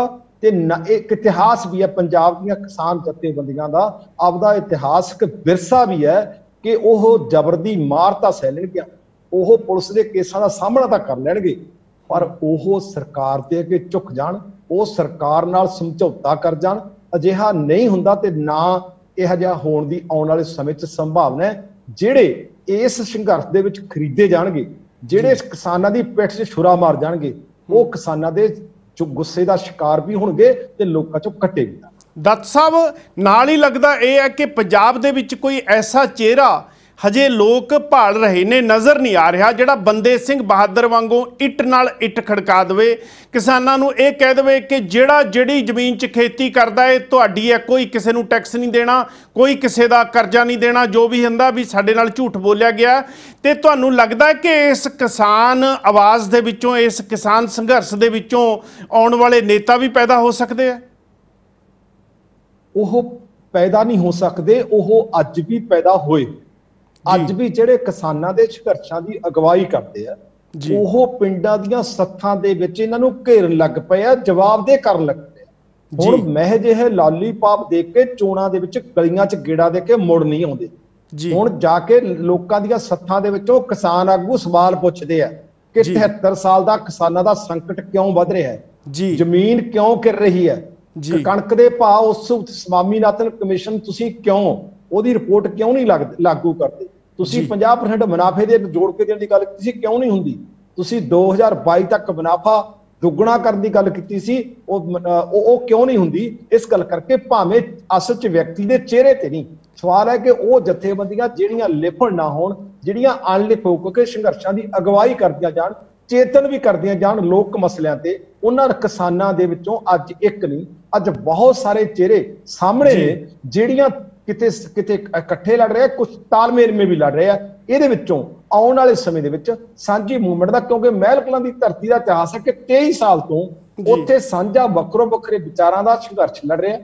ਉਹ 23 ਸਾਲ ਦੇ ਵਿੱਚੋਂ ਬਹੁਤ ਸਾਰੇ ਸਾਨੂੰ ਗੱਲਾਂ ਸੁਣਨੀਆਂ ਪਈਆਂ ਕਿ ਖਿੰਡ ਜਾਂਦੇ ਹੁੰਦੇ ਆ, ਇਕੱਠੇ ਨਹੀਂ ਰਹਿੰਦੇ ਹੁੰਦੇ, ਲੋਕ ਸਾਥ ਨਹੀਂ ਦਿੰਦੇ ਹੁੰਦੇ, ਯਾਨੀ ਉਹ ਮਹਿਲ ਕਲਾਂ ਦੀ ਧਰਤੀ ਸਾਂਝੀ। ਤੁਹਾਨੂੰ ਲੱਗਦਾ ਤੁਹਾਡੀਆਂ ਗੱਲਾਂ ਸੁਣ ਕੇ ਲੱਗਦਾ ਕਿ ਮੈਂ ਤੁਹਾਨੂੰ ਡਿਸਟਰਬ ਨਾ ਕਰਾਂ, ਪਰ ਕਮਬਖਤ ਟਾਈਮ ਦੇ ਅਸੀਂ ਬੰਨੇ ਹੋਏ ਆ ਤੇ ਪ੍ਰੋਗਰਾਮ ਜਿਹੜਾ ਆ ਆਪਣੇ ਸਮਾਪਤੀ ਵੱਲ ਪਹੁੰਚ ਗਿਆ। ਤੇ ਮੈਂ ਤੁਹਾਨੂੰ ਅਖੀਰ 'ਚ ਇਹ ਪੁੱਛਣਾ ਚਾਹੂੰਗਾ ਕਿ ਇਹ ਜੇ ਕਿਸਾਨ ਸੰਘਰਸ਼ ਪੰਜਾਬ ਦੇ ਵਿੱਚ ਵੱਡਾ ਜ਼ੋਰ ਫੜਦਾ ਹੈ, ਵੈਸੇ ਤਾਂ ਰਾਜੇ ਮਹਾਰਾਜਾ ਨੂੰ ਆਦਤਾਂ ਨਹੀਂ ਹੁੰਦੀਆਂ ਕਿ ਉਹ ਆਪਣੇ ਮਹਿਲ ਤੋਂ ਬਾਹਰ ਆਉਣ ਤੇ ਤੁਹਾਡੀ ਗੱਲ ਸੁਣਨ। ਤੁਹਾਨੂੰ ਲੱਗਦਾ ਹੈ ਕਿ ਤੁਸੀਂ ਸਿਸਮਾਂ ਦੇ ਸਾਰਾਗੜੀ ਪੈਲੇਸ ਤੋਂ ਕੈਪਟਨ ਨੂੰ ਘੜੀਸ ਕੇ ਬਾਹਰ ਕੱਢ ਲਓਗੇ ਇਸ ਸੰਘਰਸ਼ ਦੇ ਜ਼ਰੀਏ? ਅਸੀਂ ਇਸ ਗੱਲ ਲਈ ਕੈਪਟਨ ਦੇ ਖਿਲਾਫ ਕੱਲੀ ਸਾਡੀ ਜੱਦੋਜਹਿਦ ਨਹੀਂ ਹੈ, ਅਸੀਂ ਕੈਪਟਨ ਨੂੰ ਪਹਿਲਾਂ ਹੀ ਝੁਕਾ ਲਿਆ। ਅਸੀਂ ਕੈਪਟਨ ਦਾ ਸਾਡੀ ਲੜਾਈ ਨੇ ਥੋਥ ਵੀ ਨੰਗਾ ਕਰ ਦਿੱਤਾ ਹੈ ਕਿ ਜਦੋਂ ਕੱਲ ਪਾਰਲੀਮੈਂਟ 'ਚ ਬਿੱਲ ਪੇਸ਼ ਹੋਇਆ ਤਾਂ ਕਾਂਗਰਸੀ ਜਦੋਂ ਉਹਦੇ ਵਿਰੁੱਧ ਬੋਲਣ ਲੱਗਿਆ ਤਾਂ ਨਰਿੰਦਰ ਸਿੰਘ ਤੋਮਰ ਨੇ ਕਿਹਾ ਕਿ ਕੈਪਟਨ ਖੇਤੀ ਆਰਡੀਨੈਂਸ ਜਦੋਂ ਬਣਾਏ ਜਾ ਰਹੇ ਸੀ ਉਹਦੇ ਪੱਖ ਦੇ ਵਿੱਚ ਭੁਗਤਿਆ। ਕਿਆ ਬਾਤ ਹੈ, ਨੰਗਾ ਕਰ ਦਿੱਤਾ, ਮਤਲਬ ਕੈਪਟਨ ਨੂੰ ਨੰਗਾ ਕਰਤਾ, ਸਾਫ ਨੰਗਾ ਕਰਤਾ। ਪਰ ਕੈਪਟਨ ਦੇ ਉਸ ਸਮੇਂ ਦੀ ਗੱਲ ਨੂੰ ਅਸੀਂ ਉਹਨੂੰ ਫਰਕ ਪਾਉਣ ਵਾਸਤੇ ਮਜਬੂਰ ਕਿਸਾਨਾਂ ਦੇ ਸੰਘਰਸ਼ ਨੇ ਕੀਤਾ। ਕਿ ਉਹਨੂੰ ਉਹਦੀ ਗੱਲ ਕਹੀ, ਉਹਦਾ ਥੁੱਕਿਆ ਚੱਟਣ ਵਾਸਤੇ ਮਜਬੂਰ ਕਰ ਦਿੱਤਾ ਹੈ। ਮੇਜਰ ਸਿੰਘ ਜੀ, ਅਸੀਂ ਕਿ ਤੂੰ ਜੋ 2 ਸਾਲ 3 ਸਾਲ ਪਹਿਲਾਂ ਕਿਹਾ ਸੀ, ਅਸੀਂ ਅੱਜ ਤੈਨੂੰ ਉਹ ਮਜਬੂਰ ਕਰਤਾ ਕਿ ਤੂੰ ਉਹ ਆਪਦੇ ਹੱਥੀਂ ਉਹ ਆਰਡੀਨੈਂਸ ਰੱਦ ਕਰ। ਅਸੀਂ ਉਹਦੀ ਗੱਲ ਤੇ ਪਹਿਲਾਂ ਹੀ ਨਰੈਣ ਦੱਤ ਜੀ, ਦੂਜੀ ਗੱਲ ਤੁਹਾਡਾ ਜਿਹੜਾ ਬਹੁਤ ਧੰਨਵਾਦ। ਪ੍ਰੋਗਰਾਮ ਖਤਮ ਹੋ ਗਿਆ, ਮੇਰਾ ਜੀ ਨਹੀਂ ਕਰਦਾ ਕਿ ਤੁਹਾਨੂੰ ਮੈਂ ਇੱਥੇ ਸਮਾਪਤੀ ਕਰਾਵਾਂ, ਪਰ ਤੁਸੀਂ ਲਾਸਟ ਵਾਲੀ 30-40 ਸਕਿੰਟ 'ਚ ਜਿਹੜੀ ਜ਼ਰੂਰੀ ਗੱਲ ਹੈ ਉਹ ਸਾਡੇ NRI ਜਿਹੜੇ ਭਰਾ ਨੇ ਇੰਡੀਆ ਤੋਂ ਬਾਹਰ ਬੈਠੇ, ਜਿਹੜੇ ਕਨੈਕਟਡ ਨੇ ਖੇਤੀਬਾੜੀ ਦੇ ਕੀਤੇ ਨਾਲ ਜਾਂ ਕਿਸਾਨਾਂ ਨਾਲ, ਜਿਨ੍ਹਾਂ ਦੇ ਪਰਿਵਾਰ ਜਿਹੜੇ ਹੈ ਉਹ ਜੁੜੇ ਹੋਏ ਕਿਸਾਨੀ ਨਾਲ, ਉਹਨਾਂ ਵਾਸਤੇ ਤੁਸੀਂ ਕੀ ਕਹਿਣਾ ਚਾਹੁੰਦੇ ਹੋ? ਜਾਂ ਫਿਰ ਜਿਹੜੀ ਤੁਹਾਡੀ ਆਪ ਦੀ ਗੱਲ ਪੂਰੀ ਕਰਨੀ ਹੈ ਉਹ ਪੂਰੀ ਕਹਿ ਦਿਓ, ਤੇ ਮੈਂ ਤਾਂ ਫਤਿਹ ਬੁਲਾਤੀ ਹੈ ਮੇਰੇ ਵੱਲੋਂ। ਮੇਜਰ ਸਿੰਘ ਜੀ, ਮੈਂ ਦੁਨੀਆ ਦੇ ਕਿਸੇ ਵੀ ਕੋਨੇ 'ਚ ਬੈਠੇ ਆਪਦੇ ਪੰਜਾਬੀ ਵੀਰਾਂ ਨੂੰ ਇੰਨੀ ਗੱਲ ਕਹਿਣੀ ਚਾਹੁੰਦਾ ਕਿ ਪੰਜਾਬ ਅੱਜ ਬਹੁਤ ਬੁਰੇ ਦੌਰ ਦੇ ਵਿੱਚੋਂ ਸੰਕਟ ਦੇ ਵਿੱਚੋਂ ਲੰਘ ਰਿਹਾ ਹੈ। ਪਰ ਇਸ ਸੰਕਟ ਦੇ ਵਿੱਚੋਂ ਤੁਹਾਡੇ ਲਈ ਇੱਕ ਆਸ ਦੀ ਕਿਰਨ, ਉਹ ਆਸ ਦੀ ਕਿਰਨ ਇਹ ਹੈ ਕਿ ਤੁਹਾਡੇ ਜਿਹੜੇ ਪੰਜਾਬ 'ਚ ਬੈਠੇ ਤੁਹਾਡੇ ਵਾਸੀ, ਤੁਹਾਡੇ ਵੀਰ ਨੇ, ਤੁਹਾਡੇ ਛੋਟੇ ਵੱਡੇ ਵੀਰ ਨੇ, ਔਰ ਤੁਹਾਡੇ ਜਿਹੜੇ ਪੁੱਤ ਵੀ ਨੇ ਜਿਹੜੇ ਖੇਤੀ ਕਰ ਰਹੇ ਆ, ਜਿਨ੍ਹਾਂ ਤੋਂ ਤੁਸੀਂ ਖੇਤੀ ਕਰਵਾ ਰਹੇ ਹੋ ਉਹ ਤੁਸੀਂ ਆਪ ਉੱਧਰ ਬੈਠੇ ਹੋ, ਪਰ ਇਹ ਖੇਤੀ ਦੇ ਵਿੱਚ ਅੱਜ ਵੀ ਮਿੱਟੀ ਨਾਲ ਮਿੱਟੀ ਹੁੰਦੇ ਆ। ਇਹ ਮਿੱਟੀ ਨਾਲ ਮਿੱਟੀ ਹੁੰਦੇ ਕਿਸਾਨਾਂ ਦੀ ਬਾਂਹ ਫੜਨੀ, ਇਹਨਾਂ ਨਾਲ ਜੁੜ ਕੇ ਰਹਿਣਾ ਔਰ ਇਹਨਾਂ ਨੂੰ ਹਲਾਸ਼ੇਰੀ ਦਿੰਦੇ ਰਹਿਣਾ, ਇਹ ਤੁਹਾਡੀ ਸਾਰਿਆਂ ਦੀ ਸਾਂਝੀ ਲੋੜ ਹੈ। ਤਨ ਮਨ ਧਨ ਦੇ ਨਾਲ ਸਹਿਯੋਗ ਪਾਉਂਦੇ ਰਹੋ, ਤੁਹਾਡਾ ਤੇ ਸਾਡਿਆਂ ਦਾ ਰਲ ਕੇ ਇਹ ਸੰਘਰਸ਼ ਲਾਜ਼ਮੀ ਸਫਲ ਹੋਊਗਾ। ਤੁਹਾਡਾ ਸਾਰਿਆਂ ਦਾ, ਤੁਹਾਡੇ ਦਰਸ਼ਕਾਂ ਦਾ, ਮੇਜਰ ਸਿੰਘ ਸੰਧੂ ਹੋਣਾ ਦਾ, ਅਕਾਲ ਚੈਨਲ ਦਾ ਬਹੁਤ ਸ਼ੁਕਰੀਆ। ਨਰੈਣ ਦੱਤ ਜੀ, ਤੁਹਾਡਾ ਬਹੁਤ ਸ਼ੁਕਰੀਆ ਕਿ ਤੁਸੀਂ ਇਸ ਸੰਘਰਸ਼ ਦੇ ਵਿੱਚ ਇੰਨਾ ਟਾਈਮ ਸਪੈਂਡ ਕਰ ਰਹੇ ਹੋ। ਉਹਦੇ ਲਈ, ਸਾਡੇ ਲਈ ਤੁਸੀਂ 45-50 ਮਿੰਟ ਕੱਢੇ, ਉਹਦੇ ਲਈ ਮੈਂ ਬਹੁਤ ਤਹਿ ਦਿਲੋਂ ਤੁਹਾਡਾ ਸ਼ੁਕਰੀਆ ਅਦਾ ਕਰਦਾ। ਇਹ ਗੱਲਾਂ ਬਹੁਤ ਜ਼ਰੂਰੀ ਸੀ ਇੰਡੀਆ ਤੋਂ ਬਾਹਰ ਰਹਿੰਦੇ ਕਿਸਾਨੀ ਨਾਲ ਜੁੜੇ ਹੋਏ NRIs ਲਈ। ਤੁਹਾਡਾ ਬਹੁਤ ਸ਼ੁਕਰੀਆ। ਚੜ੍ਹਦੀ ਕਲਾ 'ਚ ਰਹੋ। Wish you all the best. ਇਹ ਸੀਗੇ ਜੀ ਨਰੈਣ ਦੱਤ ਜੀ, ਸਾਡੇ ਨਾਲ ਪੰਜਾਬੀ ਜੰਕਸ਼ਨ ਪ੍ਰੋਗਰਾਮ 'ਚ ਸਮੂਲੀਅਤ ਲੈ ਕੇ ਆਏ, ਬੜੇ ਬਿਜ਼ੀ ਸਕੈਜੂਅਲ ਦੇ ਵਿੱਚੋਂ, ਕਿ ਉਹ ਬੰਦਾ ਜਿਹੜਾ ਬਹੁਤ ਜੜ੍ਹਾਂ ਦੇ ਵਿੱਚੋਂ ਕਿਸਾਨ ਸੰਘਰਸ਼ ਦੇ ਨਾਲ ਜੁੜਿਆ ਹੋਇਆ, ਜਿਨ੍ਹਾਂ ਨੇ ਐਕਟਿਵਿਸਟ ਦੇ ਤੌਰ ਤੇ ਬਹੁਤ ਸਾਰੀਆਂ ਪਿੰਡਾਂ ਦੀਆਂ, ਸੱਥਾਂ ਦੀਆਂ, ਕਿਸਾਨਾਂ ਨਾਲ ਹੋਏ ਧੱਕੇ ਦੀਆਂ ਸੰਘਰਸ਼ ਕਮੇਟੀਆਂ ਦਾ ਹਿੱਸਾ ਵੀ ਬਣੇ ਨੇ, ਉਹਨਾਂ ਨੇ ਦਿਲ ਖੋਲ੍ਹ ਕੇ ਸਾਡੇ ਨਾਲ ਗੱਲਾਂ ਕੀਤੀਆਂ। ਤੁਹਾਨੂੰ ਕਿਵੇਂ ਲੱਗੀਆਂ ਇਹ ਗੱਲਾਂ? ਸ਼ੇਅਰ ਕਰਨੀਆਂ ਜੇ ਤੁਹਾਨੂੰ ਲੱਗਦਾ ਕਿ ਸਾਰੇ ਲੋਕਾਂ ਤੱਕ ਪਹੁੰਚਾਉਣੀਆਂ ਚਾਹੀਦੀਆਂ ਤਾਂ ਇਹਨੂੰ ਸ਼ੇਅਰ ਵੀ ਜ਼ਰੂਰ ਕਰ ਦਿਓ, ਤੇ ਕਮੈਂਟ ਵੀ ਜ਼ਰੂਰ ਕਰ ਦਿਓ, ਤੇ ਇਹਨੂੰ ਉੱਥੇ ਪਹੁੰਚਾ ਦਿਓ ਜਿੱਥੇ ਗੱਲ ਪਹੁੰਚਣੀ ਚਾਹੀਦੀ ਹੈ। ਕੇਂਦਰ ਸਰਕਾਰ, ਪੰਜਾਬ ਦੀ ਸਰਕਾਰ ਜਿਹੜੀ ਇਹ ਸੋਚੀ ਬੈਠੀ ਹੈ ਕਿ ਸਾਡੇ ਤੋਂ ਤਾਂ ਕੋਈ ਜ਼ਬਰਦਸਤੀ ਕਰਾਉਣ ਵਾਲਾ ਹੈ ਨਹੀਂ। ਕਿਸਾਨ ਉੱਠੇ ਨੇ, ਬਹੁਤ ਵੱਡੇ ਲੈਵਲ 'ਤੇ ਇਹਨਾਂ ਨੇ ਸੰਘਰਸ਼ ਵਿੱਢਿਆ, ਤੇ ਇਹਨਾਂ ਦਾ ਸਾਥ ਜਿਹੜਾ, ਜਿਵੇਂ ਦੱਤ ਸਾਹਿਬ ਆਪਣੇ ਸ਼ਬਦਾਂ ਦੇ ਵਿੱਚ ਕਹਿ ਕੇ ਗਏ ਹੈ ਕਿ ਹਰ ਬੰਦਾ ਜੋ ਪੰਜਾਬ ਨਾਲ ਜੁੜਿਆ ਹੋਇਆ, ਕਿਸਾਨੀ ਨਾਲ ਜੁੜਿਆ ਹੋਇਆ, ਉਹ ਇਹਨਾਂ ਦੀ ਮਦਦ ਕਰੇ, ਇਹਨਾਂ ਦੇ ਸੰਘਰਸ਼ 'ਚ ਹਿੱਸਾ ਪਾਵੇ, ਇਹਨਾਂ ਦੀ ਗੱਲ ਨੂੰ ਸ਼ੇਅਰ ਕਰੇ, ਇਹਨਾਂ ਦੀ ਗੱਲ ਨੂੰ ਕਮੈਂਟ ਕਰਕੇ ਹਾਂ ਦਾ ਨਾਰਾ ਮਾਰੇ, ਤਾਂ ਕਿ ਸਰਕਾਰਾਂ ਦੇ ਨੱਥਾਂ ਪੈਣ ਤੇ ਕਿਸਾਨਾਂ ਨਾਲ ਹੁੰਦੀ ਲੁੱਟ ਖਸੁੱਟ ਹੈ ਜਿਹੜੀ ਉਹ ਬੰਦ ਹੋਵੇ। ਪ੍ਰੋਗਰਾਮ ਕਰਦੇ ਸਮੇਂ ਕੋਈ ਗਲਤੀ ਹੋਵੇ, ਛੋਟਾ ਵੀਰ ਸਮਝ ਕੇ ਮਾफ़ ਕਰਨਾ। ਅੱਗੇ ਤੋਂ ਫਿਰ ਇੱਕ ਪੰਜਾਬ ਦੇ ਹਿੱਤ ਦੇ ਵਿੱਚ ਪੰਜਾਬੀ ਜੰਕਸ਼ਨ ਪ੍ਰੋਗਰਾਮ ਲੈ ਕੇ ਅਗਲੇ ਹਫ਼ਤੇ ਫਿਰ ਹਾਜ਼ਰ ਹੋਵਾਂਗੇ। ਉਦੋਂ ਤੱਕ ਸਾਨੂੰ ਦਿਓ ਇਜਾਜ਼ਤ। ਤੁਸੀਂ ਰੱਖਿਓ ਆਪਣਾ ਖਿਆਲ। ਵਾਹਿਗੁਰੂ ਜੀ ਕਾ ਖਾਲਸਾ, ਵਾਹਿਗੁਰੂ ਜੀ ਕੀ ਫਤਿਹ।